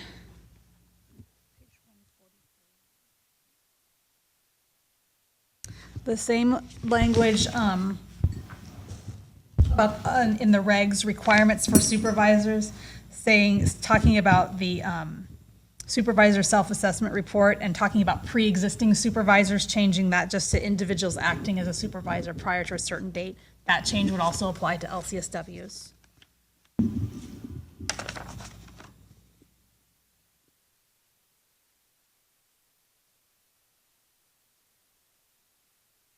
Let me just double check, make sure I got everything. Yeah, that is, so the monitoring for and addressing that language that we talked about for MFT, that we're going to put in regulations under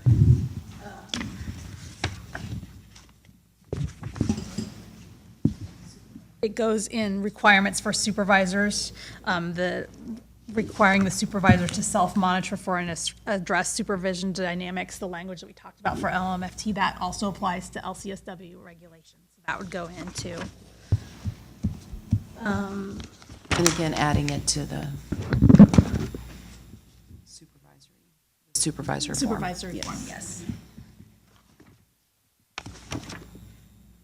And I believe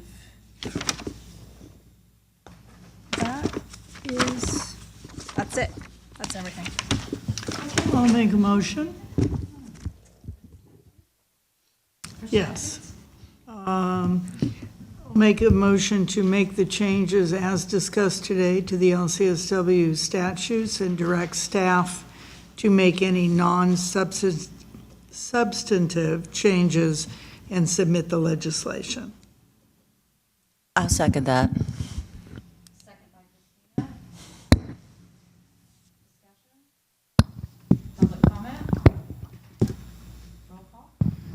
Renee Launer, Yes. Dr. Christine Whitlisbach, Yes. Betty Conley, Yes. Dr. Peter Chu, Aye. Christina Wong, Yes.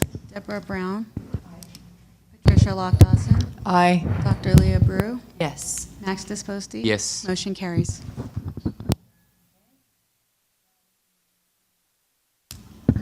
I'll make a motion to adopt the languages that we discussed today for the, and the, that's not the legislative package, right? The regulations, the rules and regulations we discussed today, and direct staff to initiate the changes at the rulemaking process. I'll second that. And make non-substantive changes.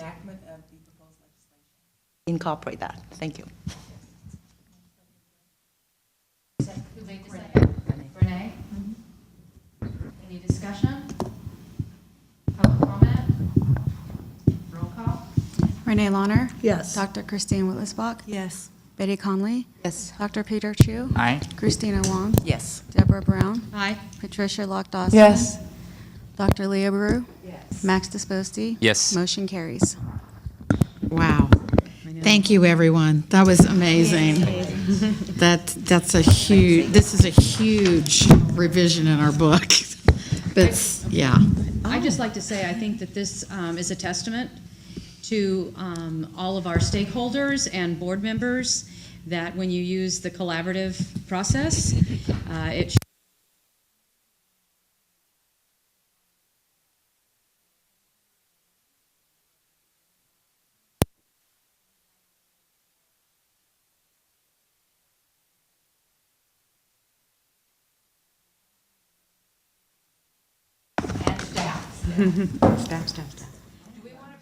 Oh, yeah. come back for the omnibus? Please, please. I think she needs a break, she's the whole agenda. I know. Yes. I don't have much. It is, I have 50, but we're gonna go with the phones. 11:49, we're breaking for lunch, we'll be back here at 1 o'clock. And board members, remember.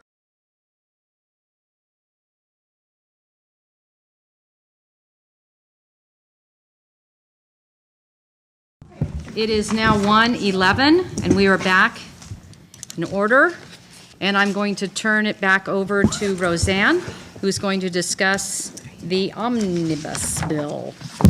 Yes, so it is that time of year again to start thinking about the Omnibus Bill. Every year, the board includes items in the Omnibus Bill that the Senate Business and Professions Committee runs. These are typically need to be non-substantive or technical cleanup changes, things that staff over the course of the year has requested that may be confusing or somewhat there's a fix needed for some reason. So I'm going to go over the items, I guess one at a time, and we can take questions on each one. So the first set of amendments has to do with judgment and settlement reporting amounts. Business and Professions Code Sections 801, 801.1, and 802. In the background of this change was really brought to light by another bill that a legislator was trying to run this year to make some changes to those sections. And when we took a look at it, we realized that there were some inaccuracies in current law. That bill ended up not proceeding. And so we decided that it would be a good idea to make the corrections.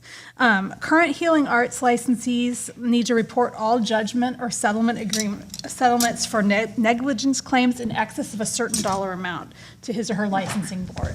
For a lot of healing arts boards, this amount is $3,000. However, these sections of law specify for 3 of our license types, for LMFT, LCSW, and Lpc C licensees, that this reporting amount is $10,000. So if you're one of those license types and you have a settlement at $10,000 or more, then you need to report it to the board. There is a reference error in this law, however. Board licensees it says board licensees subject to Chapter 14, commencing with Section 4990, are subject to this reporting requirement. However, Chapter 14 refers to Lcsw statute, but 4990 is a reference to the beginning of the board's general provisions. So that doesn't really make any sense. It should be a reference to the Lcsw statute. And so that section needs to be corrected. In addition, LEPs aren't included in the list of licensees that are subject to the $10,000 reporting requirement. Instead, they are by default subject to the $3,000 reporting requirement. When staff met with the enforcement unit to discuss why this might be, the enforcement unit noted that they don't know of a reason why the reporting threshold would be different for LEPs. And it seems to be that it's an arbitrary difference that may have just gotten overlooked when the $10,000 amount got added. So therefore, we're recommending changing the LEP reporting requirement to also be $10,000 so that it's not confusing to both enforcement staff and also licensees. And then so we would change that, and then there's also an amendment where that refers to Board of Behavioral Science examiners. That's an outdated term. We would change it to Board of Behavioral Sciences. Okay. In discussion, board members? Open it up to the public. Any comments? Okay. Is there a motion? Yeah, Okay. I'll do the motion. I don't think we need a motion yet. No? Not yet. Oh, that's just number one. Like we did Okay. for the other one, I think, yeah. we Okay, can go we'll do wait that till the again. end. Okay. Okay. So item number 2, the second change for the Omni Bill, has to do with the registration title name change for LMFT and Lpc C applicants. As you know, the Omnibus Bill passed this year changed the intern title to associate for LMFT and Lpc C applicants or registrants. So we are making that change. It's not going to be made through the whole law immediately. It's kind of like we did with the LMFT edition. It used to be MFT. As we change statute and regulations, we're going to be changing that term gradually. So that change in all the affected sections that are included in the Omni Bill we're making that change now. And in addition, at the time that this language, we drafted the intern to associate name change, there were 2 different times that it went to legislative council. The board staff tried to run that proposal initially as a separate bill before we were advised to include it in the Omni Bill. So it was drafted twice by legislative council. The first leg council person that drafted it had recommended adding a generic statement into that language, stating that the term intern in all cases in language should be deemed a reference to an associate. The second time leg council drafted it, they did not, and we had requested that they include it, however, they did not, and amendments were made very late. So it's not coming into effect until January 1, 2018 anyways, that portion of the law, so we thought we would just include it in this year's Omnibus Bill, that intern equals associate. Okay. Moving along, amending Business and Professions Code. Well, this is the one I just already talked to. It's kind of the same thing.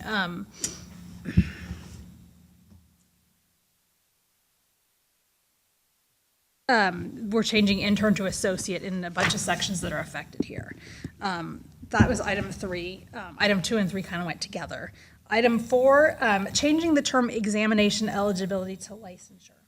Under the board's previous examination structure, once applicants finished gaining all experience hours, they applied for exam eligibility to be able to take what was previously the 2 required exams that you took once you had finished all of your education and experience hours. Under the board's new exam structure, applicants have to take the first exam while they're registered as an intern in most cases. And they're gaining hours. After they're done gaining hours as an intern, they submit for eligibility to take the final exam.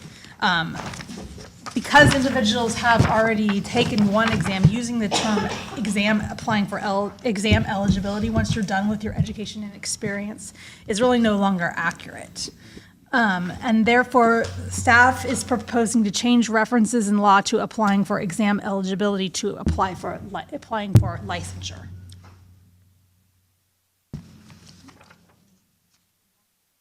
Do you want me to ask for discussion after each one or discussion at the end of the 8? After each one and at the end of the 8, then we'll. Okay. So that was number 4? Yes. So is there any discussion on 4? Public comment.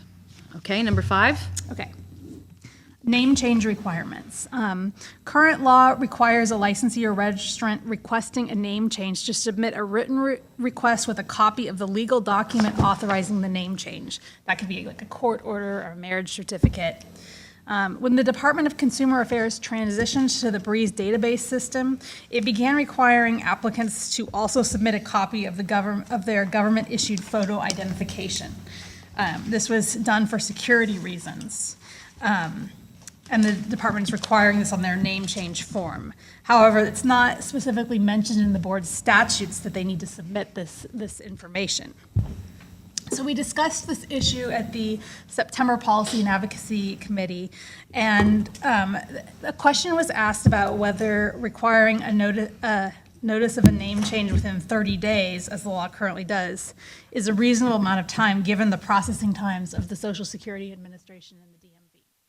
So we did a little bit of looking into that, and so we looked at the Social Security Administration and DMV, and attachment B is a printout from those two agencies' websites, kind of telling some of the relevant information that we found. And so what we found was that when you're going to change your name, first you have to change your name with the Social Security Administration before you do a DMV name change request. The Social Security Administration on its website indicates that the issuance time for a new Social Security card is approximately 10 days. However, it also, DMV states that it verifies with the Social Security Administration electronically. Once your name is changed with the Social Security Administration, then you can request DMV change your driver's license or your ID card. The DMV indicates that the new card will be issued within 60 days. So given that information, it appears that requiring a government-issued photo ID to be produced within 30 days after each name change might not be feasible. So we took a look at the language, and the staff is recommending amendments to require board notification of a name change within 30 days of the issuance of a new government-issued photographic identification. Okay. Discussion? Is it possible, and maybe we already investigated into this, if we can actually add name change and gender marks change? Because the process is absolutely the same. So if you have a candidate that they are changing their gender identity and mark, but they keep the same name, that they feel that there is no reference to them into the process. Can we do that? My first question is, are we inquiring into the gender in our laws or in any of our No. applications? No, it is on the applications, but we're removing that as we became aware that there is nothing that, there's no reason for us to be collecting that information, and it's not in our law. What happened though if you have an individual is changing their mark, their gender marks within the Social Security, and then their process or name change, they're going to show you the old name or the old gender mark, even though you're not requiring to collect that information. So that could be an issue for them. Is it? Well, it's going to be difficult to change and or amend it. It's going to be difficult. They're not going to be able to amend what they do not have a law to require right now.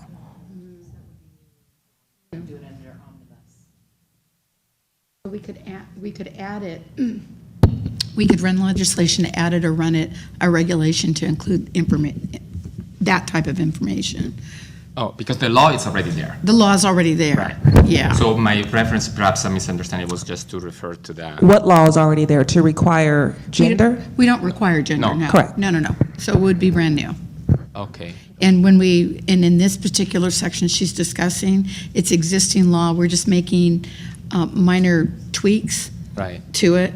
So to add that in Would be a would be two-page. brand new, yeah. Okay. So I mean, that would be my understanding. Yes, that's Okay. correct. Yeah, because we don't require them to submit their gender, but we do require them to submit their name. That might be a future agenda item. I think so. If everyone could speak into their microphones, Oh. I don't think that they're able to pick us up. Karen was next. Karen? That would help too. Okay, Karen, you have a comment? Do we need to include, refer specifically to passports? That's one of the changes that takes place in a marriage or whatever, what name change. I think that would be a pass- government-issued ID, would it not? Yeah. Right. It's included. It's the same thing, rather than specifying driver's license, passport, or ID, if we include them all by the term government issued. Okay. Yeah, we say on the forms, we don't say, we give examples on the forms, we don't give examples in law, it's just government-issued photographic identification. So I don't know that we would want to start listing that, it could accidentally exclude somebody. Yeah, fine, as long as there's some reference. Leah? Just a question, because it says within 30 days of issuance of the new ID, and, that comes in the mail, so are you defining issuance of when it shows up in your mailbox? Because sometimes things get lost in the mail, and so you've been issued a new ID, and yet it's not arriving. Receipt? I would say receipt. We're not going to know. We're not gonna know we're not anyway. gonna know exactly. You're not No, going to but know it's- anyway. But there are two different things. Yeah, they are different things, which, stuff gets lost in the mail or stolen. If the question is, can you do it, then correct. I think on either of them, it's going to be a question as to when that point of time actually starts. So if it's issued and or received, so I believe that it's going to be a specific statute that the staff is going to interpret. I won't say loosely, but not as strictly. So Yeah, since I have no way to independently verify when it was When it's issued issued or- or you received it. So, The issued, there would be more of a driver's license. Yeah. More of a date you could tie Right. to. Receipt is more subjective, but that kind of goes back to Leah's point. So, right, so if you see the issue date is 6 months ago, and we're just now notified? and you're just now notified. Yeah. So why not receipt? Is there a problem with using the word receipt in lieu of issued? Well, then if you look at the date when it's issued on the ID, then we could strictly enforce the 30 days. And then they could be subject to citation and fine. But if you say receipt, I've got no date. I don't have a date to go back to. I think I would, just from a staff standpoint, I would think that the language that we have suggested works. Sorry. No, I just was thinking of a story I just heard about somebody not getting their ID. Right. It's not like you call us and tell me, I didn't get it for 3 months, that I'm not going to be unsympathetic. I mean, the goal is to get compliance. Right. I'm not necessarily looking for ways to issue new cites and fines, so. Christina? So, I don't know if it's just lunch or just my confusion. Cupcakes. Right, maybe a combination. So, my question is that, okay, if the research came out that to have the new assurance of new identification is not possible within 30 days. Now the legislation here, the language of the legislation seems like it's still within 30 days. So I'm not sure if, are we making it possible? Because it's already said that it's not feasible, then why are we still writing it as within 30 days? Right now, it says that it has to be within 30 days. We're saying that we change it to say within 30 days of the issuance, because the issuance time is what we have found is the problem. Right, It's a okay. delay. So it is my lunch. Okay. Yes. No, it's just subtle. It's a subtle, yeah. Remember at the P&A meeting, we discussed Yeah. if Yeah. you were getting married? Yes, Okay. yes, I remember that. The first No, thing I. you were going to do wasn't going to be run down to the Social Security office? Yes. To try and get your name changed? See, I was not, thank you for clarifying, because now as I read it, 30 days of issuance of the new Issuance, government yeah. ID. So it's after the issue, they have to submit it within the 30 days, which is awesome. Thank you. Okay, very clear. Any other discussion by the board? Anyone from the public? Jeffrey Liebert, AMFT California. I believe I just heard Kim mention it, but I'm wondering what the penalty is for not submitting this within 30 days. We can issue a citation and fine for any violation in our statute. So, I mean, if I was looking for something to do, I guess I could do it. Okay, thank you. We have a few other things to take care of first. I would imagine this is low on the priority it's list. not. No, it's really truly more about compliance. Absolutely. And typically where they get hung up is when they're trying to get into the exam cycle, because if the name doesn't, when they present at the exam Right. site, if the names don't match, they won't let them in. Very true. So, Thank you. Any other public comment? All right, moving right along to item 6, requirements for out-of-state licensees.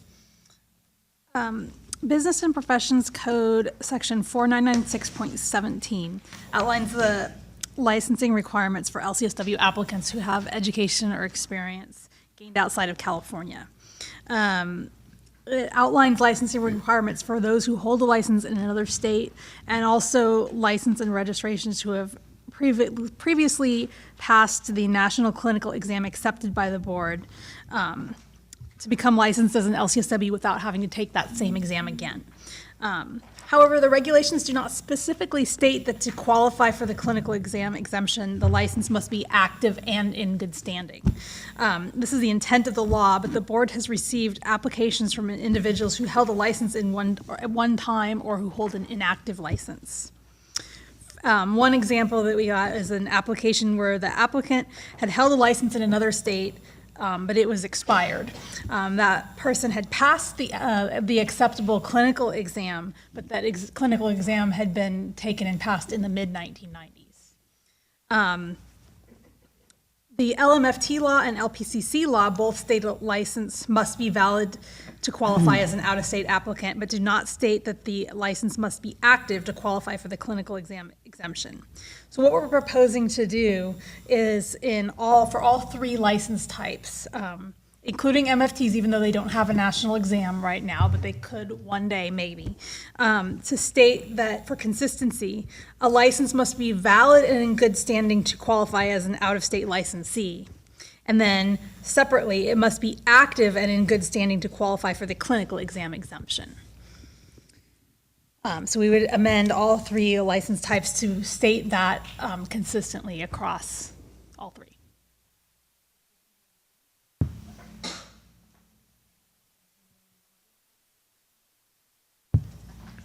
Okay, number 7.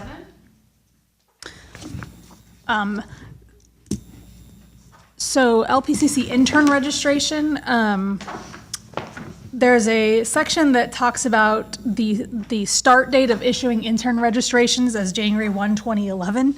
As we've been issuing Lpc C intern registrations for quite a while now, we don't need that anymore, so we're striking that, proposing to strike that sentence.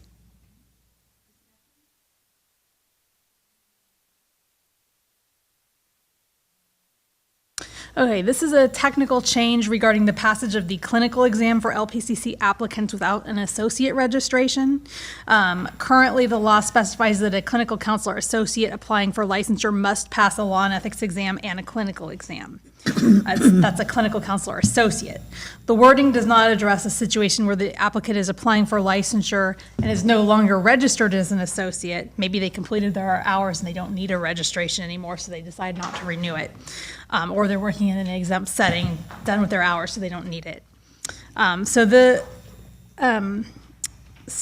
Section 499.55 requires both registrants and applicants to pass the California Law and Ethics exam, but it does not specifically state that registrants and applicants are required to take the clinical exam.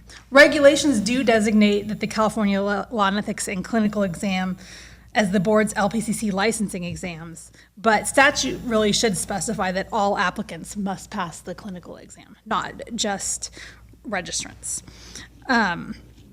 This is an amendment needed for LPCC only. It's covered sufficiently in LMFT and Lcsw law. However, we believe it needs to be cleaned up there.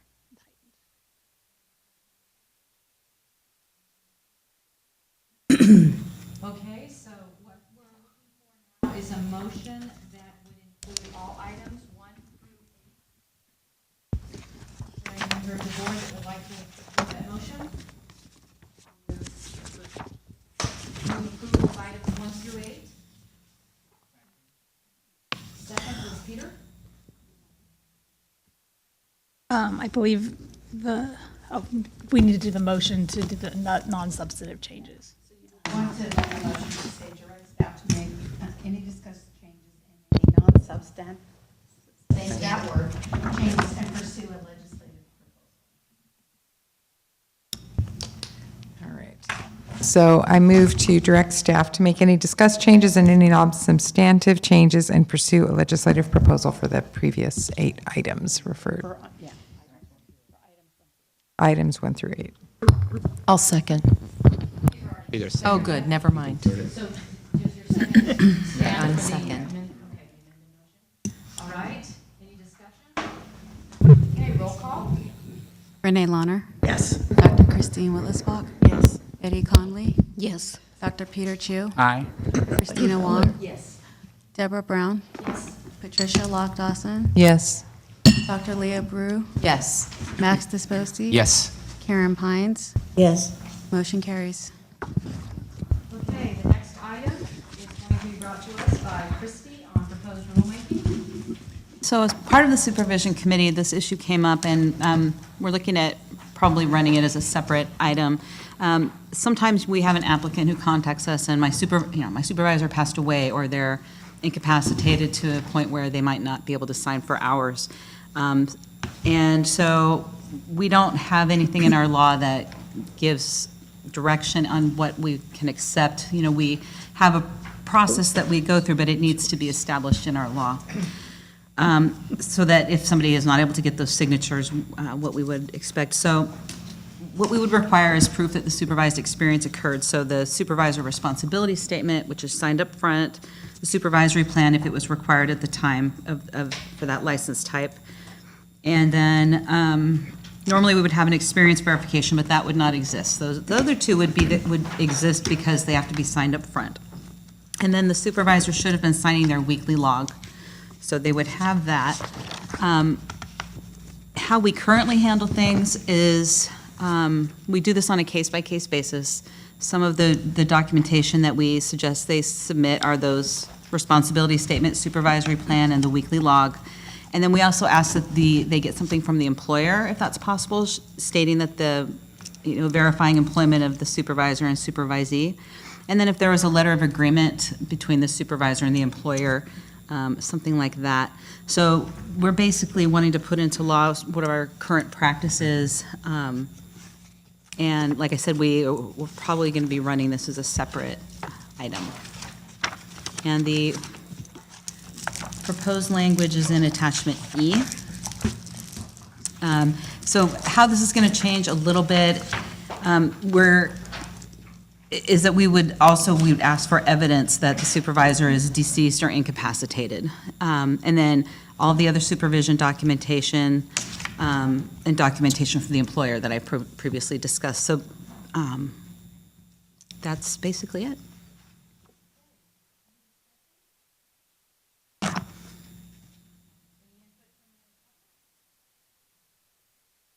Okay. I'll make a motion. All right. Motion, okay. Move to direct staff to make any, move to direct staff to make any non-substantive changes and to pursue a regulatory proposal on this. Yes, I'll second it.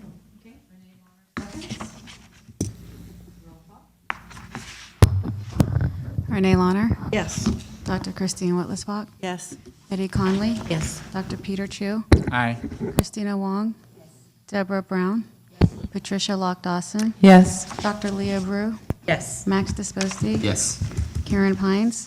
Yes. Motion carries.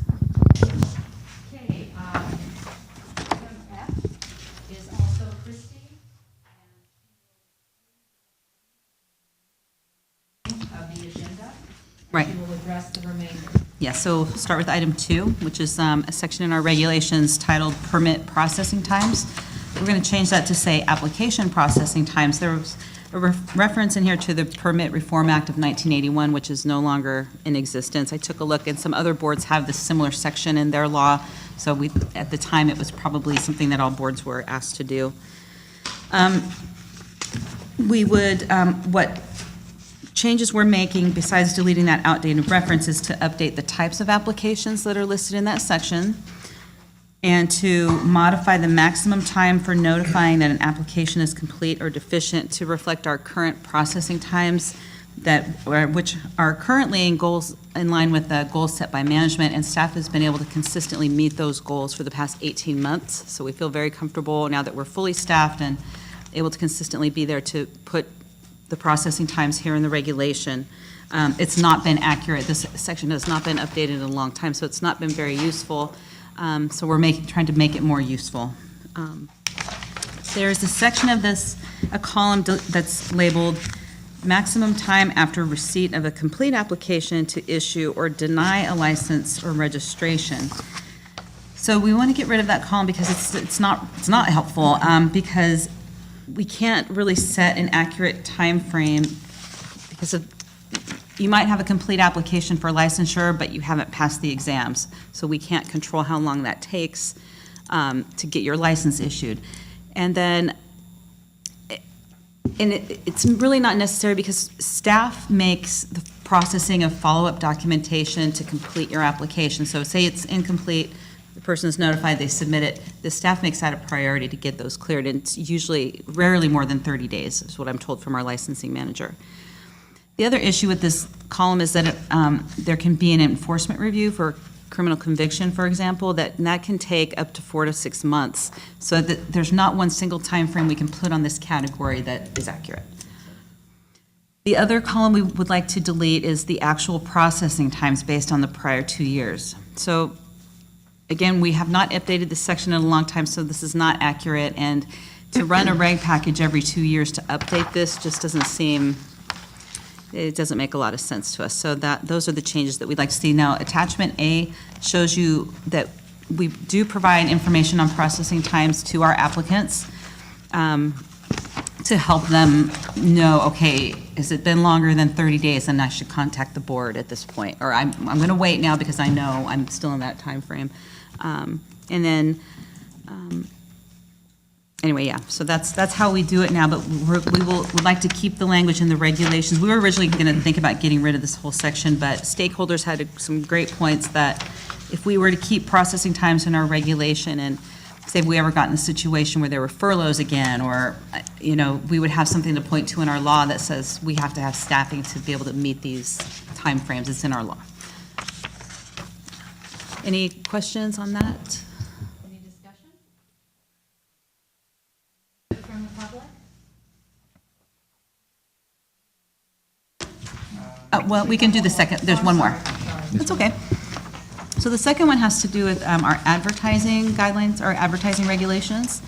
It's basically, because we're changing intern to associate, we would add the use of the term registered associate marriage and family therapist or registered associate professional clinical counselor to the list of acceptable titles when advertising. And of course, associate clinical social worker is already in there the same way, yeah. So what it does is it provides a date by which they have to discontinue the use of the word intern on their, it gives them an extra year basically to use up any stock that they have of business cards or anything like that. So through December 31st, 2018. That's that. Any discussion?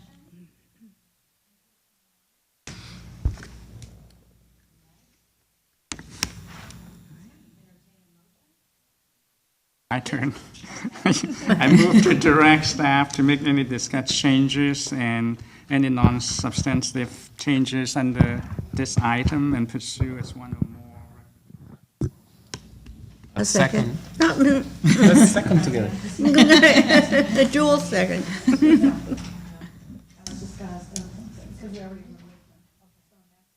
Let's second, yeah.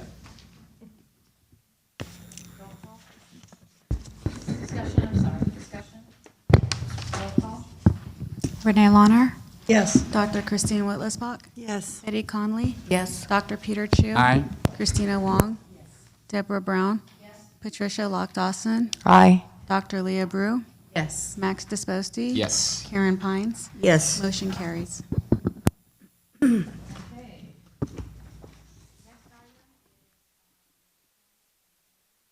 and other legislation. And I'm going to turn this back over to Roseanne. Yes.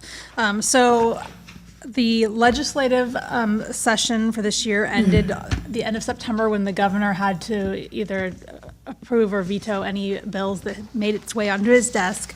So this is mainly for your information. I'm going to highlight a few key bills that the board took positions on that you might want to know about.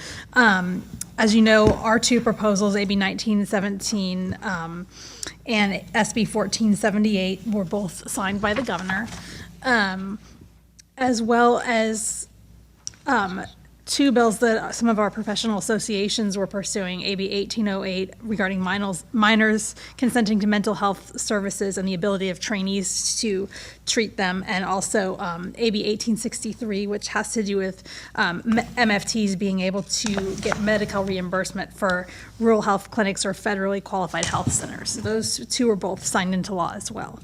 The board's sunset bill, AB 2191, was signed by the governor, so our sunset date is now officially extended to January 1, 2021. One other interesting bit on a bill the board was originally neutral on, but it changed toward the end of session. AB 796 basically deleted a sunset date. There had been a provision of law that required health care service plans or insurance policies to provide coverage for behavioral health treatment or autism. That had a sunset date on it. The sunset date has been removed, so insurance companies are now required to cover that indefinitely. And then finally, I will point out that the SB 1195 and SB 1194, both of which the board considered in one form or another, regarding the competitive impact Supreme Court ruling regarding the North Carolina State Board of Dental Examiners. The board had considered language regarding that. Both of those bills ended up dying one of them at the end of the very end of the legislative cycle. So we'll probably see those again next year. Are there any questions?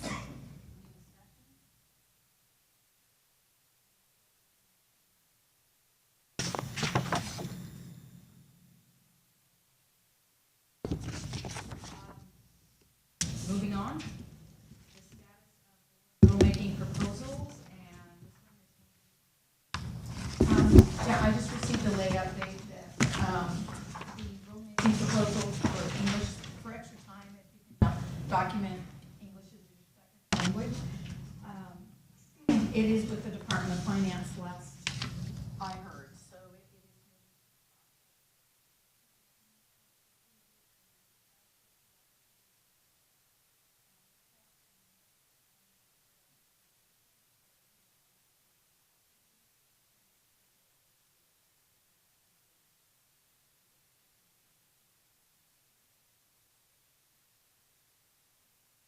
Any discussion?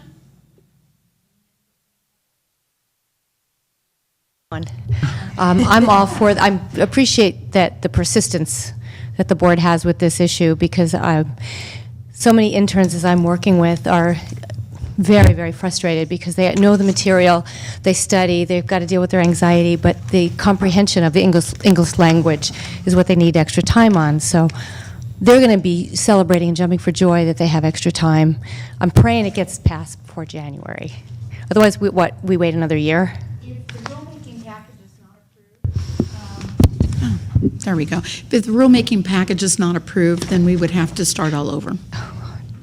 Okay, well, we're going to know it's going to be approved. Now, And I'm I'm Wendy hopeful. Vittilage.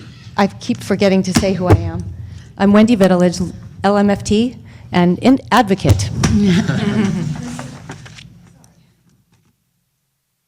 Hi, Jeffrey Liebert, AMFT California. I just have a couple of logistical questions. I'm curious what the estimated implementation date for this would be. I think if it's signed in December, is it in April? I believe it's April 1st. Yeah. It's quarterly. Yeah. Okay, and if it is implemented April 1st, when would individuals be able to actually apply for this? After April 1st. Just wanted to clarify, thank you. Okay, moving on. Any suggestions for future agenda items? Leah?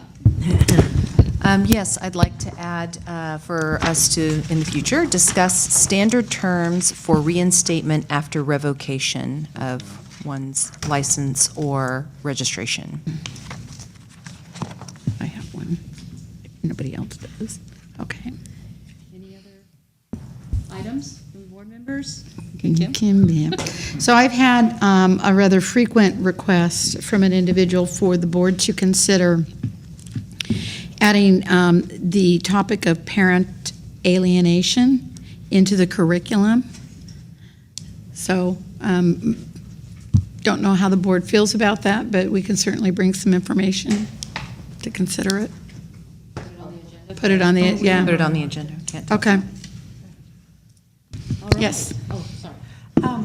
Along the same lines as Leah's suggestion, do we have, what's the wording you use, Leah? Standard terms for reinstatement after revocation?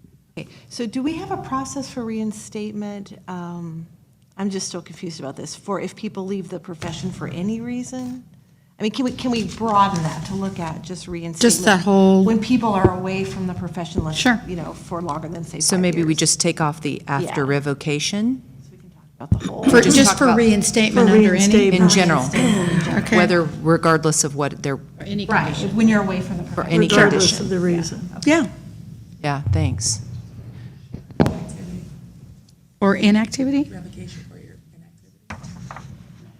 For, okay, so standard terms for reinstatement or?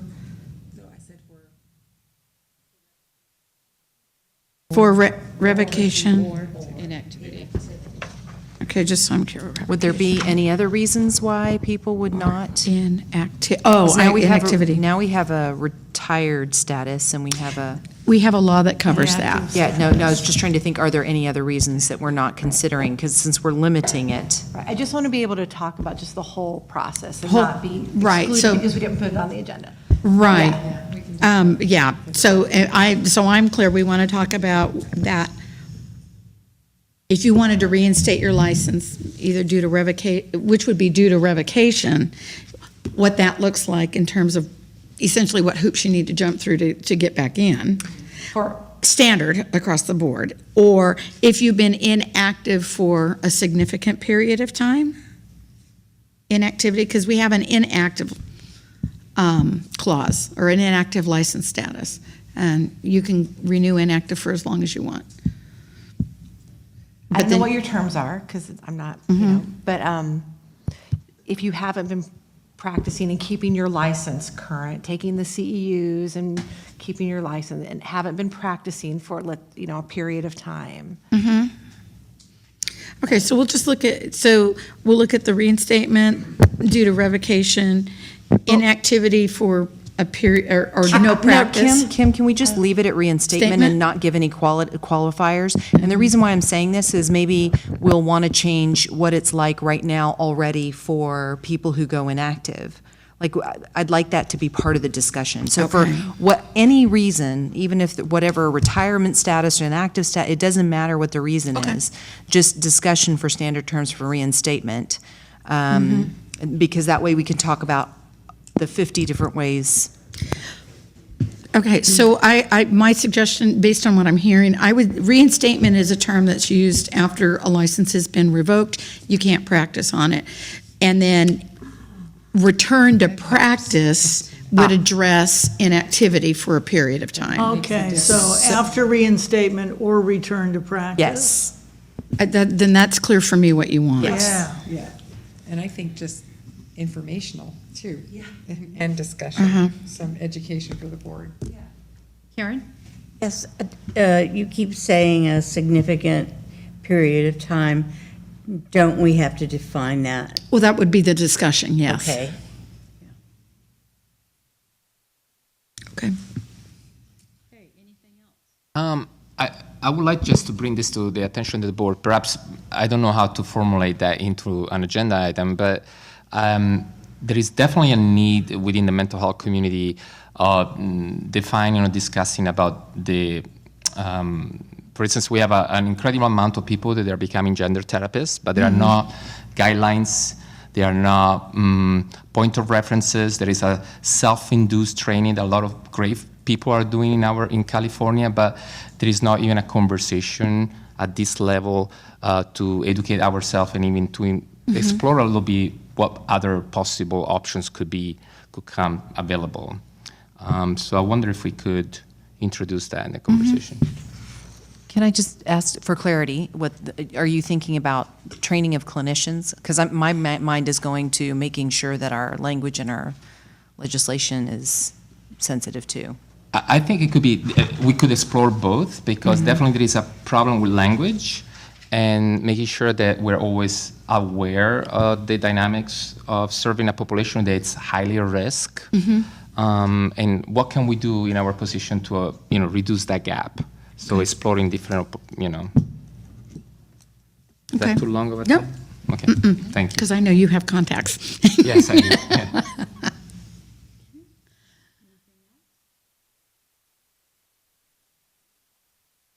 This is the time for public comment for things that were not, items that were not on the agenda. This would be your time.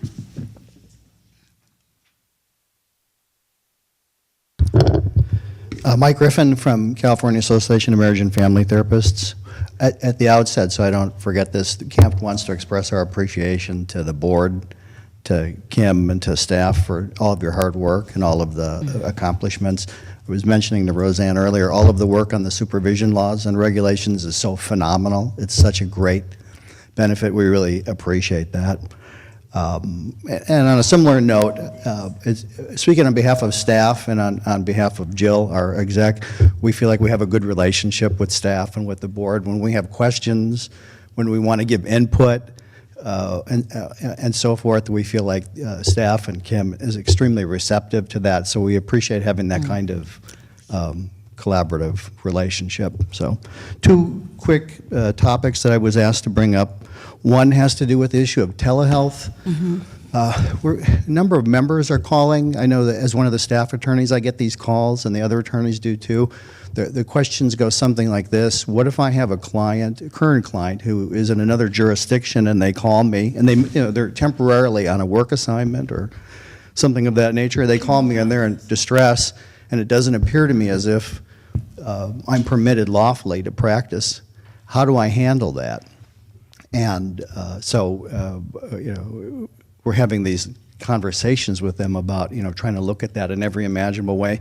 I believe there's been some communication with you, Kim, on this, and please correct me if I'm misstating. I guess my understanding is that you said that the board would take into consideration mitigating circumstances if some kind of problem arose or disciplinary action arose related to lack of jurisdiction. And if the therapist was able to document, I was responding to a crisis, for example.